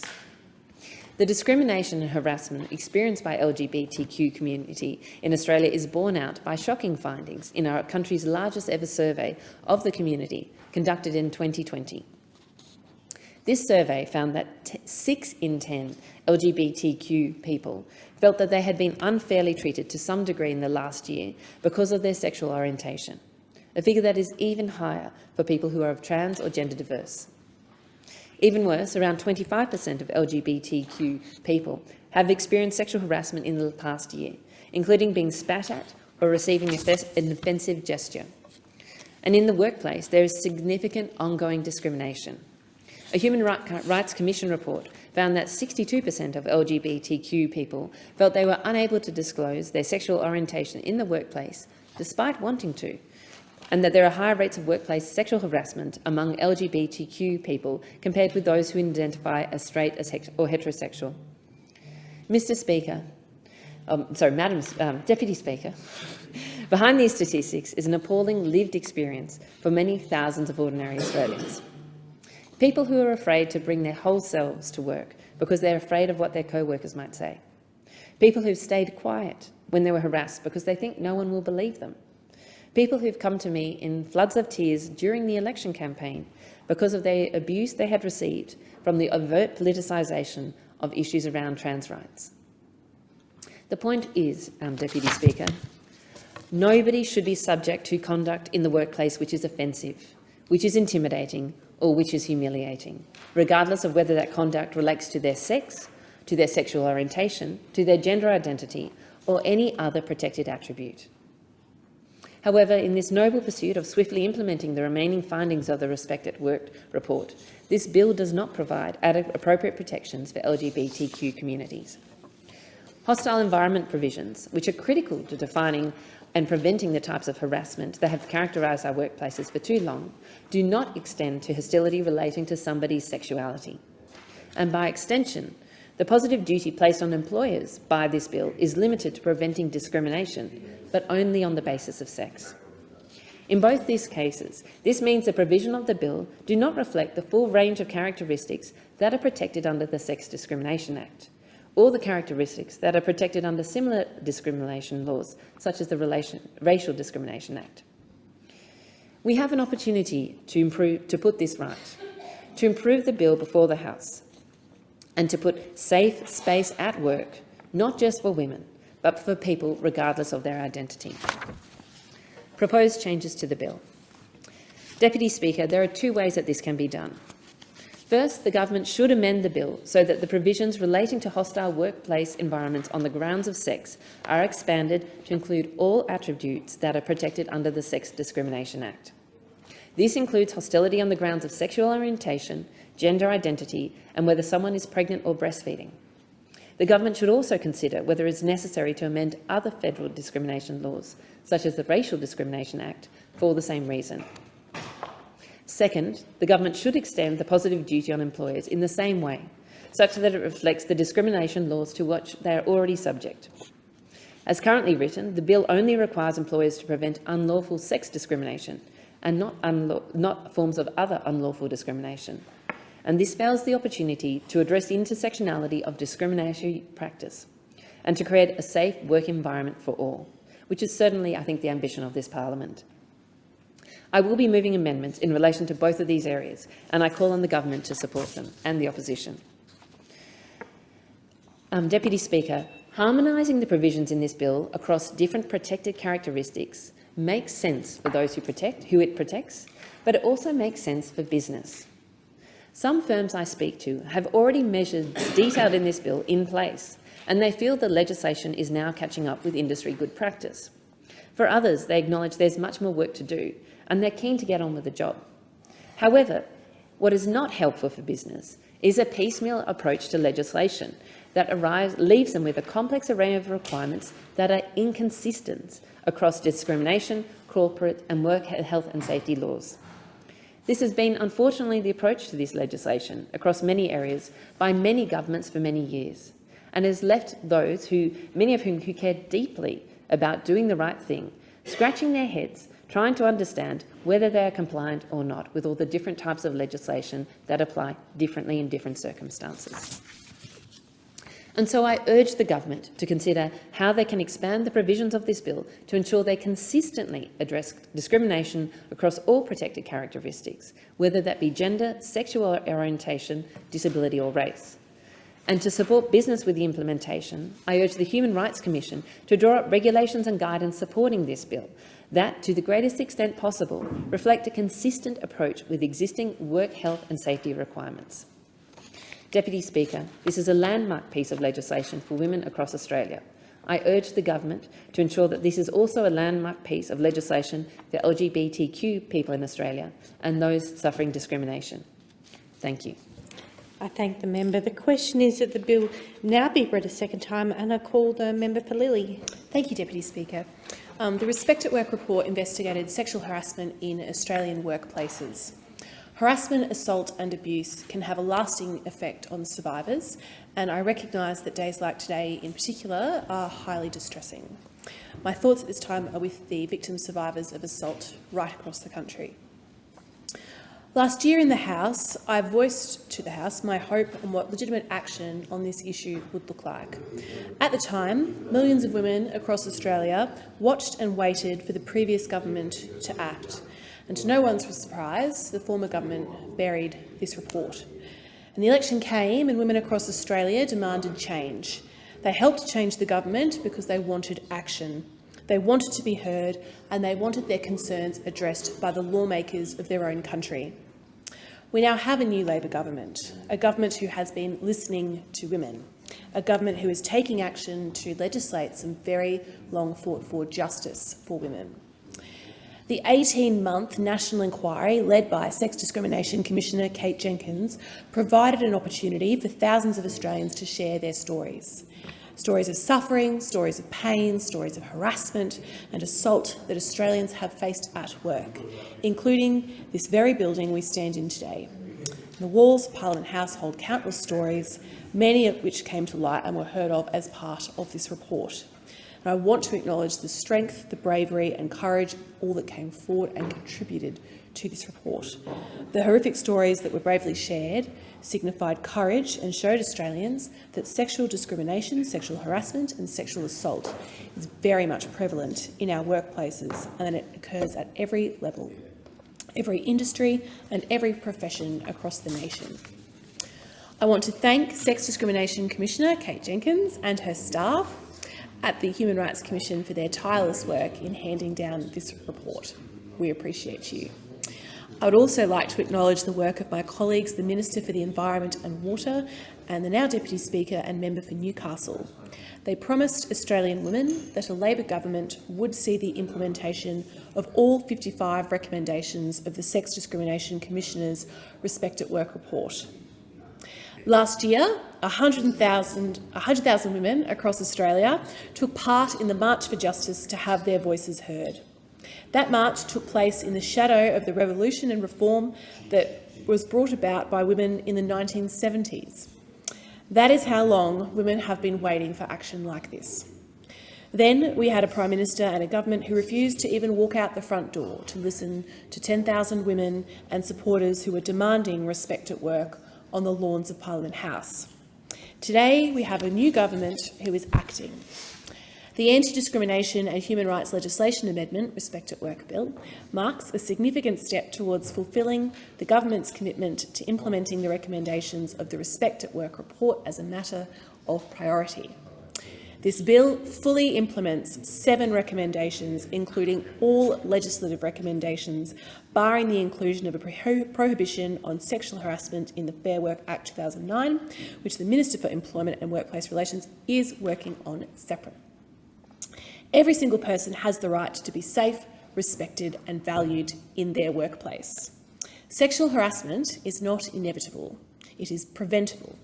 We want Australians to know that no matter what you do or where you work, you should feel safe.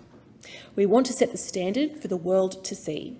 Being safe means that whatever your role, whatever you do, you are treated with fairness and respect. And this includes ensuring sporting participants are safe on and off the field. I am yet to find anyone who can assure me that Australian sporting institutions are safe. Just look at what we have had in the past few years. From the findings in Swimming Australia's review of the treatment of female swimmers, the appalling allegations regarding treatment of Indigenous players, to the Australian Human Rights Commission's shocking report into the culture of gymnastics. Review after review after review, we have heard horrific stories. The independent review into gymnastics conducted by Sex Discrimination Commissioner Kate Jenkins was no exception. The review heard that athletes' experiences of misconduct, bullying, abuse, harassment and assault. Deputy Speaker, it is past time. Deputy Speaker, it is past time we collectively acknowledge systemic issues that undermine and underpin the sports that we love: the abuse of power, assault and harassment. I acknowledge the athletes that have come forward with their stories and respect their courage, but too often they find it too difficult to speak up in the face of intense competition and the power of the Australian sporting dream. In my new role as the Minister for Sport, I bear the responsibility to act, and so I have set out to make a contribution that progresses integrity and equality within our wide world of sport, and to help provide a voice to those who feel unheard. The Albanese Labor government has now created a new Safety and Sport division to be part of Sporting Integrity Australia. This division will have a focus on abuses of power, discrimination and vilification. It will include a key measure to expand SIA's existing 1300 number hotline to allow for anonymous reporting of abuse in sport. The anonymous hotline can be used by anyone in sport, past or present, who feels the need to be heard and who seeks support. This will help inform the government's policies so we can continue to act and develop policy to keep athletes safe in their workplace. The Anti-Discrimination and Human Rights Legislation Amendment Respect at Work Bill is crucial to ensuring our workplaces are environments where respect is automatic and treating people with humanity is the bare minimum. For too long, workplaces, including Parliament House, treated people without care, without respect and without dignity. 2 in 5 women, 39%, and 1 in 4 men, 26%, have experienced sexual harassment in the workplace. This is a societal issue that every Australian and every Australian workplace can help address. And I am proud to see the Albanese government is moving decisively to implement the outstanding recommendations of the Respect at Work report. The implementation of these recommendations will change lives. They will have an immediate impact in setting a standard to help in eliminating workplace sexual harassment, discrimination and victimisation. I thank the House. I thank the member and minister.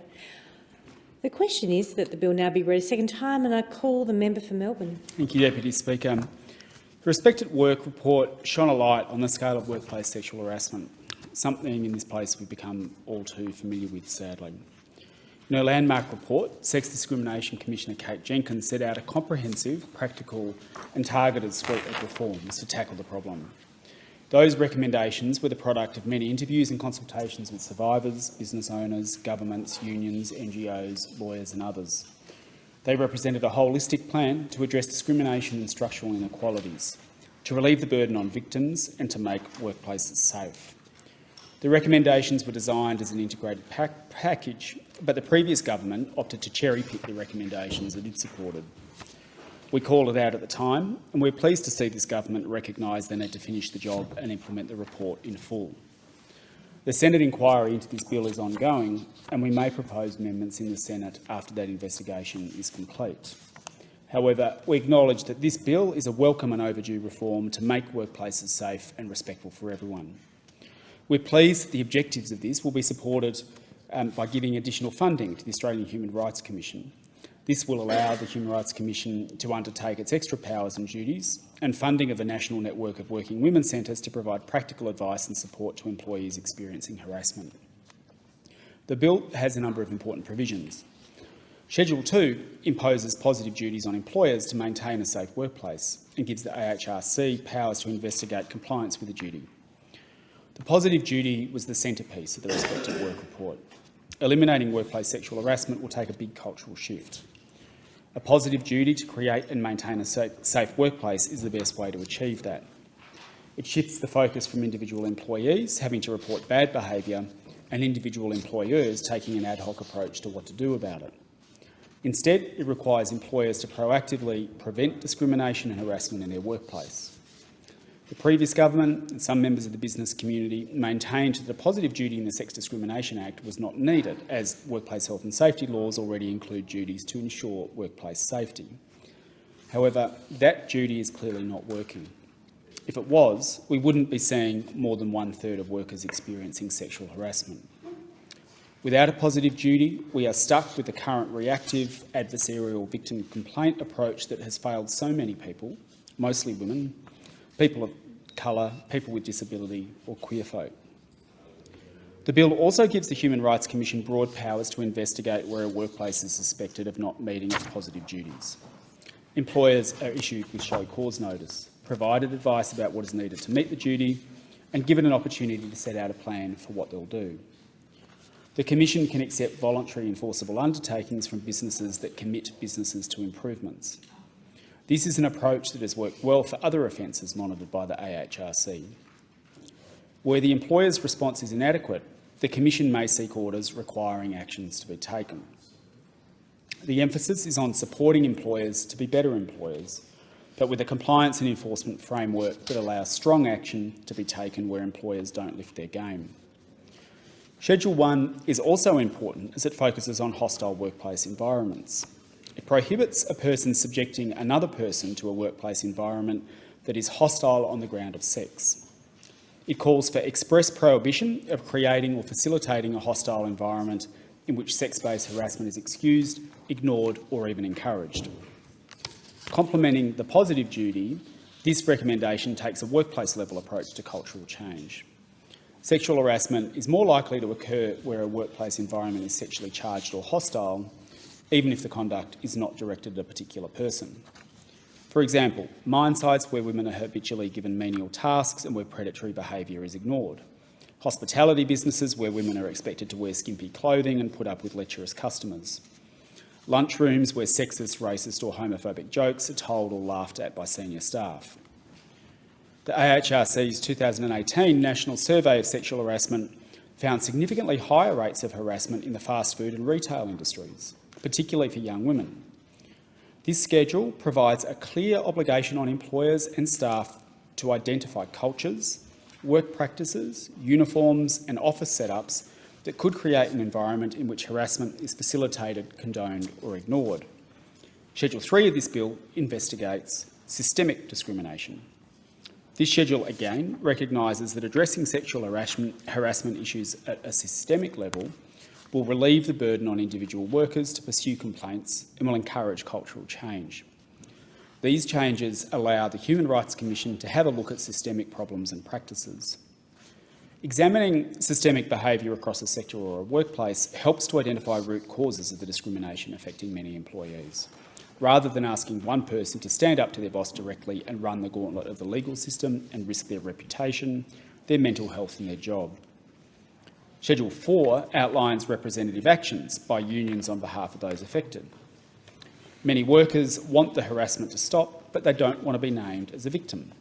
They don't want to go through a court process and the emotional and financial costs involved. Representative applications by unions in the Federal Court or Federal Circuit Court will provide a mechanism for genuine cases to be heard and employees to get justice without the same personal cost. Schedule 5 of the bill details the cost protections for complainants. It recognises that financial risks are a significant barrier to workers making complaints. The Women's Legal Centre, ACT, has said many women worry that they will not be believed and will be forced to pay the other side's legal fees. In the case of large businesses and government departments, these fees can be so significant that the average person would face financial ruin. It's no surprise many women decide not to take this gamble. The decision to make a complaint against someone in your workplace will always be difficult.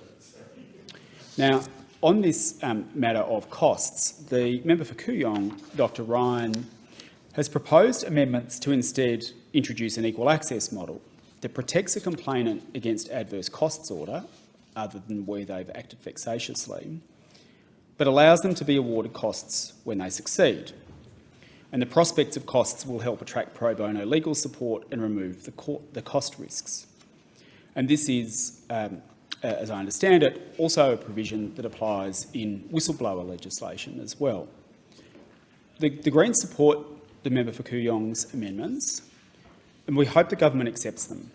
This bill is otherwise a very good bill, and there are some other matters that might come out during the course of the Senate inquiry that we may move in the Senate, and I hope the government has heard our support for this bill and our commitment for the government for moving it.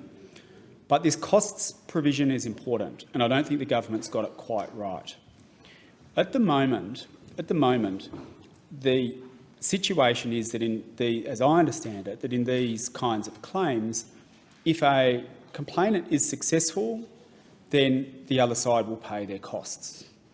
What what that allows at the moment is for a large number of people to access the system in a way that they otherwise wouldn't. They wouldn't be able to do it because they can engage lawyers, and those lawyers can look at a claim, work out if it's likely to be successful, and if so, can then go and litigate the matter on behalf of the complainant and get a good outcome in the knowledge that the complainant won't be forced to bear the total of their own lawyer's costs. In other words, if the complainant has a good claim, if they've been discriminated against, they can, or suffered, then they can go to court with legal representation, knowing that the other side will have to pay their costs if it's a good claim and that they'll win. The government is proposing to shift that so that complainants now will have to bear their own costs. And the problem with that is that for some instances, that may in fact make it unviable for someone to go and get a lawyer and pursue their claim. So it's actually, I understand the reason for the government doing this, because they're saying they're worried about a complainant who thinks, well, what if I lose? Will I be ordered to pay costs? Will I have to meet my employer's costs as well?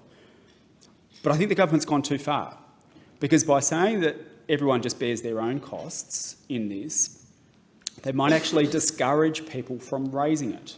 They might actually discourage people from raising it because they might go to a lawyer, get advice that, yes, you've got a good claim, but legal fees are going to eat up all of the claim, right? So a lawyer could say, yeah, you've got a good claim under this new legislation, but now, because of the change made by the government, you have to cover your own costs, and I'm sorry to tell you that your own costs are going to eat up a substantial amount of what we're likely to be able to achieve.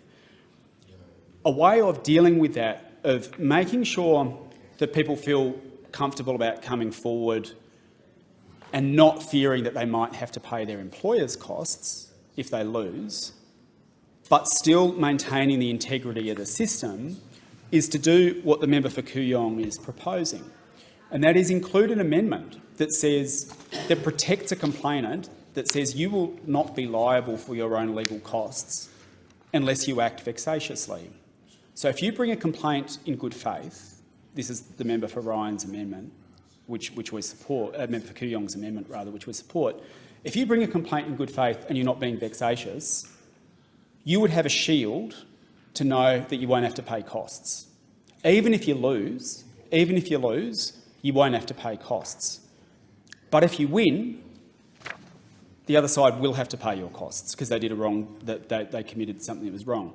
That's the kind of provision and protection that applies to whistleblowers in other legislation. So whistleblowers have the confidence in coming forward knowing they're not going to suffer a financial penalty, but so long as they're not acting effectively vexatiously or maliciously, they're not going to be asked to pay costs, even if it's looked at and said, oh, well, look, it doesn't quite meet the test, but it was a good faith claim.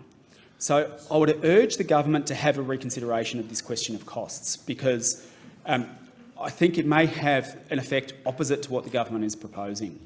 It may actually discourage people's ability to get legal representation to follow these complaints through, because it will increase the likelihood that lawyers will say to some people, yes, you've got a good claim, yes, you have been harassed, but I'm sorry, the amount that we're going to be able to recover compared with what you're going to have to pay in lawyers' fees now may not make it worth your while because the government changed the law. And I don't think that's the government's intention. I don't think it's the government's intention to discourage people from bringing complaints, good faith complaints. But I think that would be the effect of it, potentially, unless the member for Kooyong's amendment succeeds. And if it doesn't succeed here, we'll be pursuing it in the Senate. And I think that through the Senate inquiry, the government is going to hear that it would have the effect, potentially, of deterring complaints from being brought. So I hope the government takes that suggestion in good faith and considers it, because what we're asking is to bring it in line, say, with whistleblower protection, and this is someone who is blowing the whistle on sexual harassment or misconduct. They should be entitled to have their day in court, and they shouldn't be turned away from doing it because the government has changed the law in a way that makes it no longer financially viable for them to do. So I hope the government will consider the member for Kooyong's amendment and also the Greens' amendment when it gets to the Senate if they don't accept it in the House. Finally, Schedule 6 extends the Workplace Gender Equality Agency reporting powers to the Commonwealth public sector. Measuring data and monitoring progress is key to closing the gender pay gap that persists across all industries. The Greens have long called for reporting obligations to apply to the public sector and to private sector companies with more than 50 employees. We're pleased to see the bill extends these obligations to the Commonwealth public sector and will continue to push for a robust and transparent reporting across more workplaces and across more measures. The Greens support this bill. We welcome the decision of the government to refrain from cherry-picking the recommendations of the Respect at Work report, as the previous government sought to, and to pass a law which can finally start to address these pervasive issues across our workplaces. We will continue to pursue relevant amendments in the Senate and support the member for Kooyong's amendment, but we will support this bill in the House. I thank the member. The question is that the bill now be read a second time, and I call the member for Boothby. Thank you, Deputy Speaker. I rise today in support of the government's anti-discrimination and human rights legislation amendment Respect at Work bill. Deputy Speaker, this government is serious about equality for women from all walks of life. No longer are women largely excluded from the decision-making and priority-setting positions of government. And I'm so proud to serve with so many experienced Labor women, women who have blazed trails in this place for future generations to follow. And I'm proud to be part of a new intake of new members in Parliament that comprises more female members than ever and is more diverse in ways that mean we better represent the communities we serve. One of the important things to come of this hard-fought and greater representation of women is that the concerns and experiences of women won't be overlooked.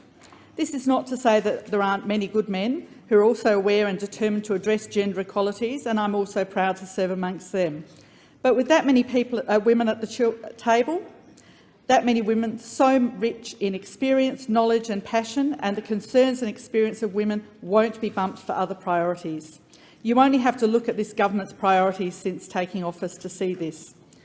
This morning, 10 days paid domestic violence leave for all workers was legislated. The Minister for Women and Finance, Katie Gallagher, presented the government's women's budget statement. And in the House of Representatives chamber this morning, the Minister for Industrial Relations, Tony Burke, introduced the Fair Work legislation amendment, Secure Jobs, Better Pay Bill 2022. That bill implements the sole remaining recommendation of the landmark Respect at Work report, not covered by this current bill that I'm speaking to today. And it will empower workers in predominantly feminised industries to more effectively argue for what they deserve, wages commensurate with the important work that they do. So it's absolutely crystal clear that the interests of women are at the heart of what this government does. Deputy Speaker, when I was 18 years old, at my very first job in a very large government department in Adelaide, the workshops had pictures of naked women cut from girly magazines on the wall, in my view, in public view. So as an 18-year-old girl, straight from school, girls' school, a new employee, I would walk into the workshops full of older men in their place of work with these pictures on the wall. To say it was uncomfortable is an understatement. Then, working as a waitress during university, I was harassed by patrons in a family restaurant on an ongoing basis, physically and verbally. And we'd like to think that this sort of thing is in the past. But then, working in the women's services sector, I heard stories from women whose lives were changed devastatingly by sexual harassment and discrimination in the workplace in our current time. Deputy Speaker, this bill implements the remaining legislative recommendations of the Australian Human Rights Commission's 2020 Respect at Work Sexual Harassment National Inquiry report. As Australia's Sexual Discrimination Commissioner Kate Jenkins tells us in the Respect at Work report, Australia once led the way in tackling sexual harassment globally. Indeed, even before the Federal Sex Discrimination Act in 1984 specifically prohibited sexual harassment at work, my home state of South Australia introduced protections against discrimination on the basis of sex in 1975. Yet the Respect at Work report found that Australia's legislative framework for responding to sexual harassment is now out of date and lags behind other countries. Indeed, the Human Rights Commission's most recent widely conducted survey of the national experience of sexual harassment found that sexual harassment in the Australian workplaces is widespread and pervasive. According to their survey, 1 in 3 people had experienced sexual harassment at work in the past 5 years. And breaking this down by gender, 2 in 5 women and 1 in 4 men experience harassment at work. Aboriginal Torres Strait Islander people were more likely than non-Indigenous people, and we know that there are additional barriers and challenges for people from culturally and linguistically diverse backgrounds and the members of the LGBTQI+ community face when targeted with harassment. So this bill forms part of the government's response to this challenge. In substance, the bill introduces a positive duty on employers and people running a business to take reasonable and proportionate measures to eliminate sex discrimination, sexual and sex-based harassment, hostile work environments and victimisation as far as possible. The bill provides the Human Rights Commission with the function of assessing and enforcing compliance with a positive duty, and crucially, the bill also makes a significant alteration to the Sex Discrimination and Fair Work Respect at Work Amendment Act 2021, passed by the previous government. It replaces a clause which stated it was an object of the Act to achieve equal opportunity between men and women, with an object to achieve substantive equality between men and women.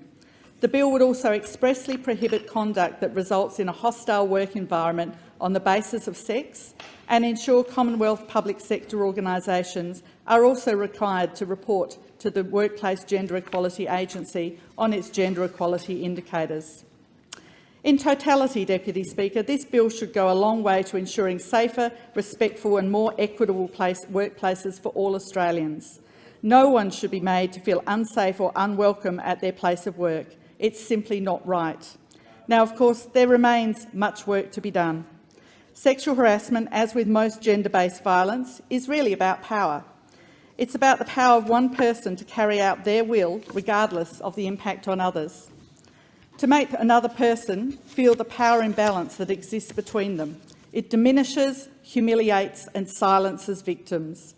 And we know that it remains the case that too often, too many workplaces are characterised by structural, entrenched power imbalances between men and women.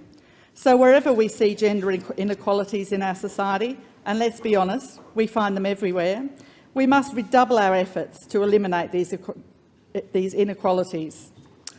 We remember the thousands of women who marched on Parliament House and over 40 sites around Australia, and the Prime Minister, who would not go out to meet them, would not go out to hear their concerns.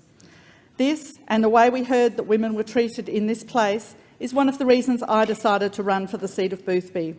And when I campaigned, I heard from so many women and men, but mostly women, about their terrible experiences. We must redouble our efforts to eliminate these inequalities because they cause real harm. Enough is enough. Thank you. And Member for Monash, I understand you're moving a motion there. I move that the Federation Chamber do now adjourn. I move that the debate be adjourned and the resumption of the debate be made in order of the day for a later hour this day, the next sitting. Excellent. So the question is that the debate be adjourned and the resumption of the debate be made in order of the day for a later hour this day or the next sitting. So those of that opinion say aye. Aye. Against a contrary no. I think the ayes have it. And that means the question... I'll give the member for Moreton the call. I move that the Federation Chamber do now adjourn. All those of that opinion? Oh, sorry. You're going to second that for me? Thank you very much, Member for Monash. Now I'm giving the call, I believe, to the member for... Oh, sorry. My mistake. Sorry. Yeah. Sorry, I forgot. A rash of politeness in the Federation Chamber. I love it. The member for Fowler. My mistake. Madam Deputy Speaker, as a first-term member, my first experience of budget week has been a whirlwind filled with trials and tribulations. These are trying times for all Australians, but especially for those low and middle income households like those in my electorate of Fowler. These are the people I represent, and I would like to take a moment to voice their perspective. We're seeing the low and middle income tax offset for workers earning up to $126,000 a year being scrapped, leaving ordinary, hard-working Australians out of pocket by up to $1,500. Yet we have also seen this government provide a $9,000 tax cut to people earning $200,000 and over. Under these Stage 3 tax cuts, someone in my electorate earning the median income of $65,000 would see a measly $500 tax cut. Moreover, these tax cuts will cost the government $243 billion. If the government thinks this is fair or helping working-class Australians, this goes to show just how out of touch they are. It is incomprehensible that this tax cut would be maintained while rental stress and soaring energy prices are left untouched. I was hopeful that the budget would be better consider families and small business in my electorate of Fowler who need government support the most. However, I was sorely disappointed. This budget has plenty of plans for the future, plenty of buzzwords and plenty of headlines, but little outcomes outside of political grandstanding. We now have a new housing accord supposed to build 1 million new homes that will ease the rental crisis. Yet the tab is mostly being picked up by superannuation and other private sector groups who with no obvious plan of how goals will be achieved. Making matters worse, we are apparently meant to rely on the renowned good nature and altruism of developers for these houses to be built swiftly and soundly. And the plan, if it happens at all, won't come into effect for another year. The housing and rental crisis is happening now, and my community of Fowler in particular is feeling the pain. Even if the government can deliver on this housing promise, people need more than just a house. They need transport, they need parklands for their children, schools, hospitals, and they need jobs nearby. Despite a growing population in southwest Sydney, it is not until recently, due to the Western Sydney Airport, that the former governments collaborated with local and state governments to fill the infrastructure gap. While these infrastructure projects are a state responsibility, federal funding drives them. I therefore call on the government to consider the importance of their funding in long-term projects in areas like Fowler. Energy prices remain a major concern for the people of my electorate and Australians at large, with electricity prices set to rise 30 to 50%. The government has committed to a $20 billion long-term plan in rewiring the nation.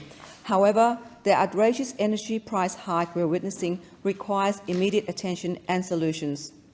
The government somewhat acknowledged this in providing $67 million to modernise energy market regulation and improve the functioning of Australian domestic gas security mechanism.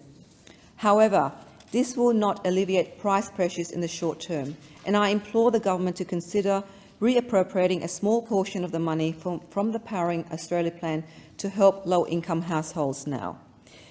In keeping with this, I would like to again call for the government to consider extending the 22 cents fuel excise cut.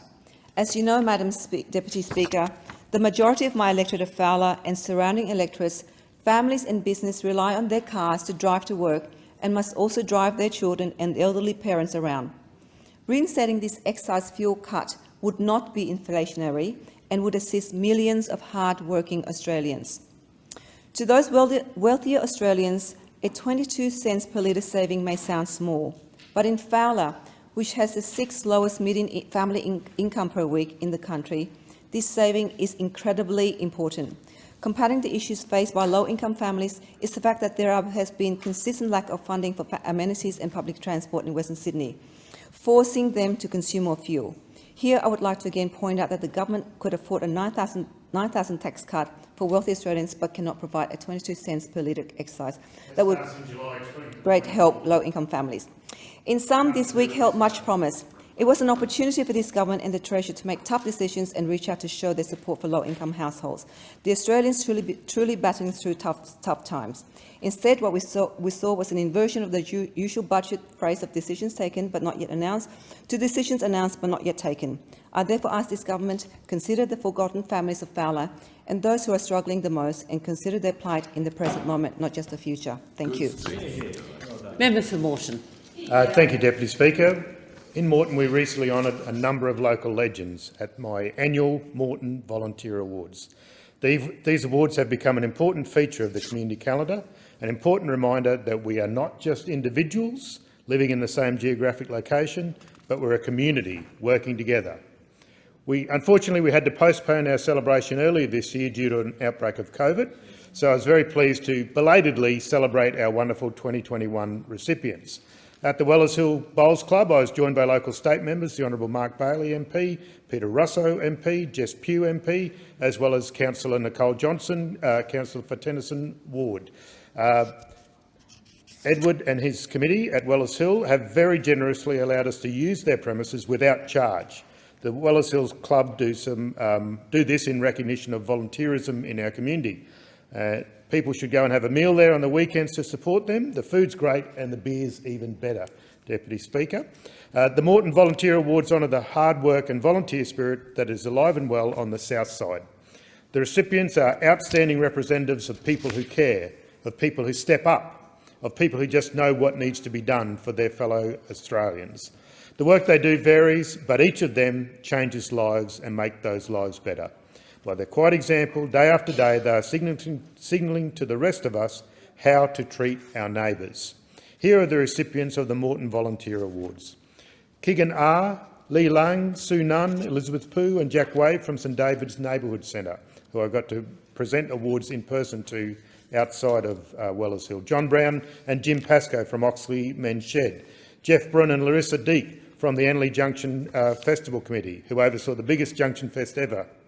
Mimi Chang, Benjamin Chen and Jessie Liu from the Taiwan Women's League of Queensland. Benjamin Chen I've known for 20+ years, is an absolute legend. Xiaomen Chen and Cathy Yuen from the Australian Cantonese Association. Hei Cheng or Hugo Cheng from the Chinese Fraternity Association of Queensland. Elizabeth Cohen-Rogers from Runcorn State High School, PNC. Richard Copland, John Clark and Andrew Trail from Community Plus at Yeronga. Michael Crosby from the Normanby Hounds Rugby League Football Club. Leonie Crow from the Brisbane Dog Training Club. Jitendra Dow, a local community leader. Cheryl Desmarais from the Eckerman Lions Club. Desley Griffiths from Brisbane Vintage and Collectibles. Rakna Gupta, a local charity fundraiser. John Hogan and Phil Kyle from the Sherwood RSL sub-branch. John Hogan is actually 94 years old and has spent a lifetime volunteering for his church, the Sherwood Community Centre and over the past decade at the Oxley Men's Shed. He's the founding member and inaugural president of the Oxley Men's Shed.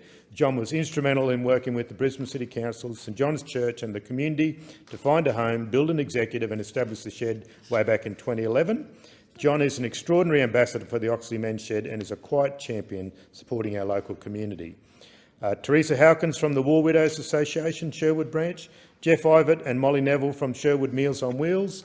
Sophie Julian from the Sherwood Festival Committee. Dave Kent, Mary Lou Simpson and Noel Standfast from the Oxley Creek Catchment Association. I particularly mention Noel Standfast because he's from my hometown of St George. June McDickle, I particularly want to call her out, Deputy Speaker, founding member and valued volunteer at Yeronga Meals on Wheels. June served as Secretary of Yeronga Meals on Wheels from its inception in 1971. And remained on board until it merged with Southside Meals on Wheels in 2021. So for over 50 years, June has dedicated her time to the Meals on Wheels mission to support the elderly within our community and reduce the risk of social isolation. And while doing so, June has remained forward-thinking and adapted to change as needed to ensure the organisation's ongoing success. And as you can imagine, she's not the youngest person in the community either. Modapera Popal from the Mashai Irfan Afghan Language School, Lila Pratap, the founder of the Dabani Women's Association of Queensland, Karen Ramsey from the Sunnybank Rugby Union Club, Bruce Riddell, Treasurer of the Annerley Baptist Church, do great work in terms of dealing with homeless people and other things, Ram Sumner from the Indian Senior Citizens Association, and Lee Windsor from the Sherwood Neighbourhood Centre, who did so much during the recent floods in February. Thank you to all of the recipients for making our community such a wonderful place and for giving so much back to my community of Moreton on the south side of Brisbane. Thank you. Thank you. Member for O'Connor. Thank you very much, and thank you to the member for Moreton for running through those amazing volunteers that we all have in our communities, and it's great to see them recognised. Madam Deputy Speaker, Labor's first budget in 9 years is another blow to regional and remote communities still recovering from the pandemic. Before the election, the Prime Minister promised that no one would be held back and no one would be left behind under an Albanese government. But in Labor's first budget, 30% of Australians who live in regional areas, including my entire electorate of O'Connor have been left behind in 4 key areas. These 4 neglected areas are cost of living, childcare, infrastructure and community care. The first neglected area of cost of living is set to get worse under this budget. Where the Coalition's budget earlier this year decisively dealt with this issue through measures such as halving the fuel excise for 6 months, Labor's budget will set the average family back by at least $2,000 by Christmas. Groceries will cost 8% more, not just because of natural disasters, but also thanks to a Labor-made disaster in scrapping the ag visa. Supply has been slashed because farmers and processors are only working at 60% capacity. This has put upward pressure at the checkout on families in O'Connor and, of course, across the rest of the country. And it's a double whammy for families in my electorate, many of whom are farming families that in coming months will struggle to harvest all their crops thanks to the shortage of workers. Deputy Speaker, turning to childcare, or lack thereof. Labor's budget has turned its back on families desperate to find childcare places in O'Connor. While the Treasurer announced $4.7 billion in childcare measures, he could not create one new additional childcare place, leaving families no better off. Labor has put the needs of regional families last, refusing to increase availability of desperately needed childcare places and centres in regional areas. Deputy Speaker, Labor has also axed the Building Better Regions Fund.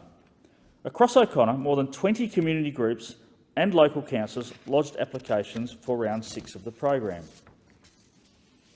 They spent much time, money, resources and energy in doing so. Scrapping this highly successful program mid-round is heartbreaking for those applicants. Over the past 5 years, Building Better Regions has supported more than 50 community building projects across O'Connor.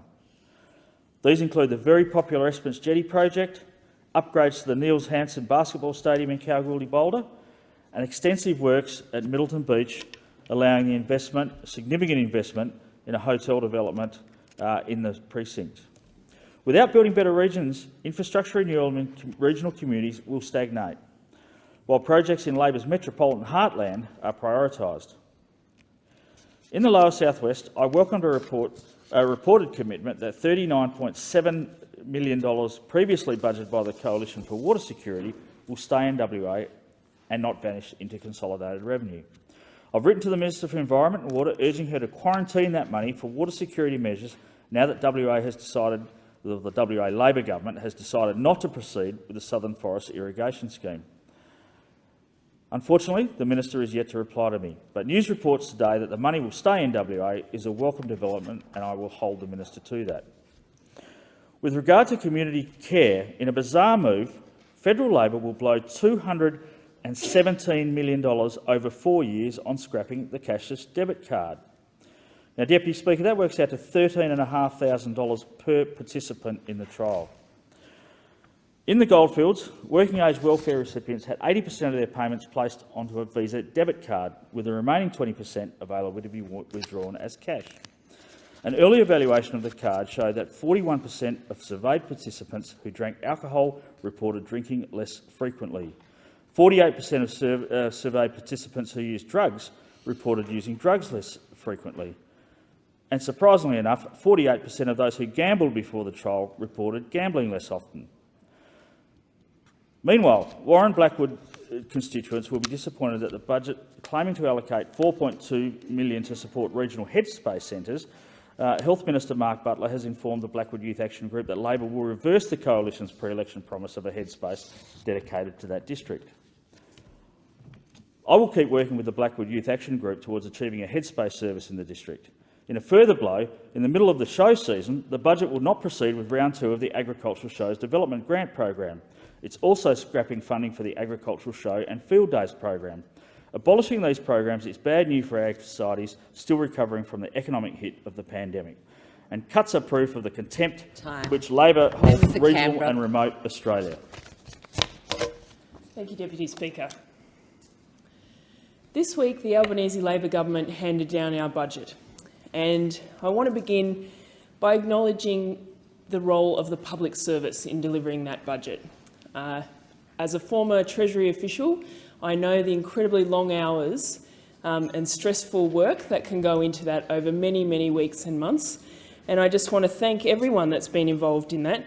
Of course, the people working at Treasury, at Finance, at Prime Minister and Cabinet, and of all the portfolio agencies involved in making the budget happen. This is a huge piece of work, from the advice on the proposals through to getting the documents ready. And then, of course, as this budget is legislated and begins, it is the public service who will implement those programs and deliver those services. They are critically important to the services that Australians need every day, and also to the proper functioning of our government and our democracy, is the frank and fearless advice that is provided by the Australian Public Service. So I am very proud that the Labor government has made restoring the public service part of this budget. And I'm incredibly proud as a member for Canberra to represent so many people that work in the Australian Public Service in my electorate. Our budget includes $72.9 million to rebuild the Australian Public Service and deliver on our ambitious and enduring reform plans. This investment consists of $25 million for our Capability Reinvestment Fund, $7.1 million over 2 years to deliver net zero emissions in the APS by 2030, and $40.8 million to deliver the APS reform agenda of the Albanese Labor government. These investments include 7,564 positions in the public service so that we can deliver the services that the Australian people and businesses require. This is incredibly important, and I think, it's under this government, the sort of insult to the public service and the lack of respect for that important role that they play ends. The Canberra bashing ends, the bashing of the Australian Public Service ends, and the respect for those people, their professionalism and their expertise and their critical role in service delivery and in policy making gets, again, the respect it deserves. As I say, I have worked as a public servant in the Treasury. My father spent most of his career in the public service, and I've of course worked with public servants through other parts of my work. And I just want to acknowledge that these are some of the hardest working, dedicated people in our community, and it's time they got the respect that they deserved. People go into the public service because they care about policy issues, they care about the Australian public, they care about service delivery, and they work very hard. And over the last decade, under the previous government, they have been neglected, they have experienced cuts and a lot of wasteful spending on consultancies that should have gone into building the capability of the APS, and we see that end under this new Albanese Labor government. So these positions that will be added as part of this budget, this includes 31 extra positions for the National Archives of Australia and 30 extra positions for the National Library of Australia. Now, our national institutions, again, have been absolutely neglected under the previous government, and these institutions belong not just to Canberra, but to our whole nation, and they provide an incredibly important role, the archives and the library, in preserving our history and making it available to Australians. So I'm really pleased that they have been part of this announcement. But just to run through some of the important work that these positions will allow to happen. This includes 653 jobs in the Department of Veterans Affairs to help address delays and long wait times for veterans, 296 jobs in the NDIA and 225 jobs in the NDIS Quality and Safeguards Commission to see people with disability and their families get the support they need. 921 jobs in the Department of Home Affairs will be critical in addressing visa backlogs dealt with and families reunited after years of waiting in limbo. Over 1,200 jobs in the ATO will ensure that the agency can better address the growing issue of multinational tax avoidance. And I could go on, but I'm running out of time. But I want to say thank you to our public service, and as a government, we absolutely respect you and your important role. Member for Mallee. Thank you, Deputy Speaker. Let's not mince our words. Labor's budget fails regional Australians. It fails the people of Mallee, my people. Prime Minister Anthony Albanese promised if he won government there would be no one held back, no one left behind. But in Labor's first budget, the 30% of Australians who live in regional and rural areas have been held back and left behind in key areas: cost of living, childcare, small business, agriculture and infrastructure. The price of groceries is already up 8%.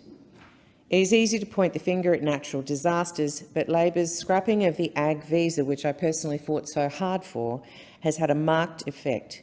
We need 172,000 workers now. Supply has been slashed because farmers and processors are limited to just 60% capacity due to workforce shortages, which has ultimately put prices up at the checkout.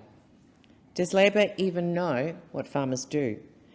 Energy prices are already up 20% this year and predicted to rise a further 30% next year, while the $275 saving promised by Labor to reduce electricity bills is now dead. That was something they promised 97 times in a pre-election. Interest rates and inflation are up and predicted to go up further under Labor, ripping hundreds of dollars out of households each month. That's hundreds of dollars that would put food on the table or keep the lights on, or safeguarding the future of our regional families. In Mallee, I know childcare is a huge issue. We have a childcare desert with 7 towns with no childcare and long wait lists in others. While Labor has announced $4.7 billion in childcare measures, it will not create one new additional childcare place, leaving regional and rural families no better off. They have gone for subsidies over service. Affordability of childcare is not the issue in Mallee, it is accessibility. I have 7 towns in dire need of childcare facilities. Parents there are not crying out for a subsidy. They tell me they actually need bricks and mortar and a workforce so that they can go back to work. Birchip needs childcare, Boort needs childcare, Kahuna needs childcare, Matoa, Pyramid Hill, Rainbow, Wedderburn, all need childcare. In other towns, there are wait lists as long as my arm. One centre in Mildura has a wait list of 200. That is 200 families who cannot add their skills to the workforce when they want to. Labor needs to offer a solution. Another failure by Labor is the direct cut of vital funding streams for regional Australia. Multi-billion-dollar programs have been scrapped, including the Energy Security and Regional Development Plan, Regional Accelerator Program, Community Developments Program and the Building Better Regions Fund. These programs supported regional councils that do not have the income streams that urban centres have, and therefore the capacity to build local infrastructure critical to their communities. Without the funding, there are no new sporting facilities, no regional health education opportunities, and no tourism park redevelopments. Labor's solution is to slash that funding. That is now nowhere near enough. Regional Australians deserve better. They deserve their federal government to care. But while the regions are forgotten, Labor will give $2.2 billion to Dan Andrews for his election campaign in the form of the suburban rail loop. But there is nothing to see here. Labor have perfected pork barrelling while hypocritically pointing the finger at us. Labor has broken the promises they made to all Australians, but in particular regional Australians. They have broken the hearts and will break the bank balances of regional and rural families. Treasurer Chalmers keeps talking about families around the kitchen table, but has proven to be just that, talk. Labor has abandoned them in regional communities and cast a shadow over their future. Member for Holt. Thank you, Deputy Speaker. In the 159 days since I have been a federal member for Holt, one of the issues that have been particularly prominent is the blockages in visa processing.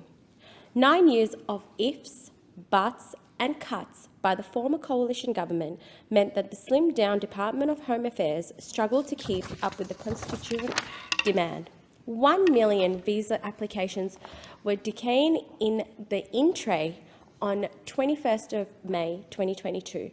What amuses me is not just the incompetence of our predecessors, but simply inhumane approach they took towards people whose futures was left uncertain. I am proud they are no longer in government, and I am certain millions of people across Australia agree with me.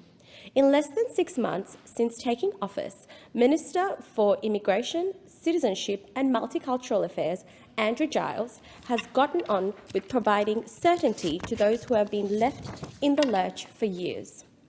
In such a short span of time, the visa blockage has reduced roughly to around 800,000, a decrease of 20%. We are determined to reduce this number as quickly and as efficiently as possible, without foregoing the diligence with which each application is assessed. The additional investment of $36.1 million to hire 500 surge staff over the next few months to process Australia's crippling backlog is a refreshing change, one that I'm sure many in my electorate of Holt and across the nation are proud of. This backlog affects everyone: partners, parents, children, refugees, skilled migrants, and even their entire families and communities. I have met constituents whose marriages were at risk because the couple cannot be together, since a partner visa is yet to be processed even after 7 years of the application.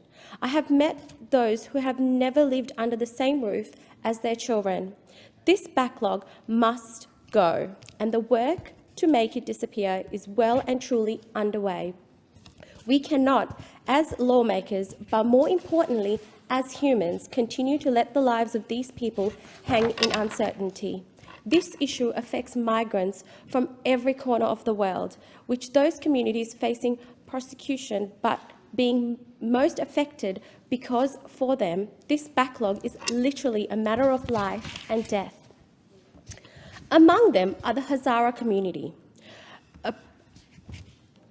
a minority who originated from Afghanistan, and many of whom call my electorate of Holt their home. I would first like to express my heartfelt condolences for 52 people, mostly girls, whose lives were drastically cut short to a horribly shameful act of terrorism. This act on young, blossoming Hazara students at the Khaja Higher Education Centre in Kabul is deeply saddening.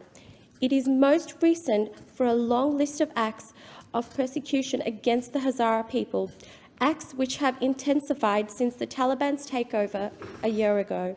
The Albanese government continues to condemn these deplorable acts targeting the Hazara community in Afghanistan. We support calls from the international community that those responsible must be brought to justice. My message is simple: everyone, regardless of age, gender, or belief, deserve the right to live in peace. The marginalisation and the discrimination of Hazara population must stop. The unprecedented humanitarian and economic crisis in Afghanistan has posed a steep risk to not only food and healthcare, but even every lives of people. I commend the efforts of several Afghan and Australian organisations for their work in assisting Afghanistan during the times of need. I extend my thoughts and prayers to the Afghan people, particularly the Hazara community, which deserves to be free of persecution. I am pleased Australia has committed $141 million in humanitarian assistance to Afghanistan, including $20 million for internally displaced people in Afghanistan and neighbouring countries hosting Afghan refugees. I thank the House.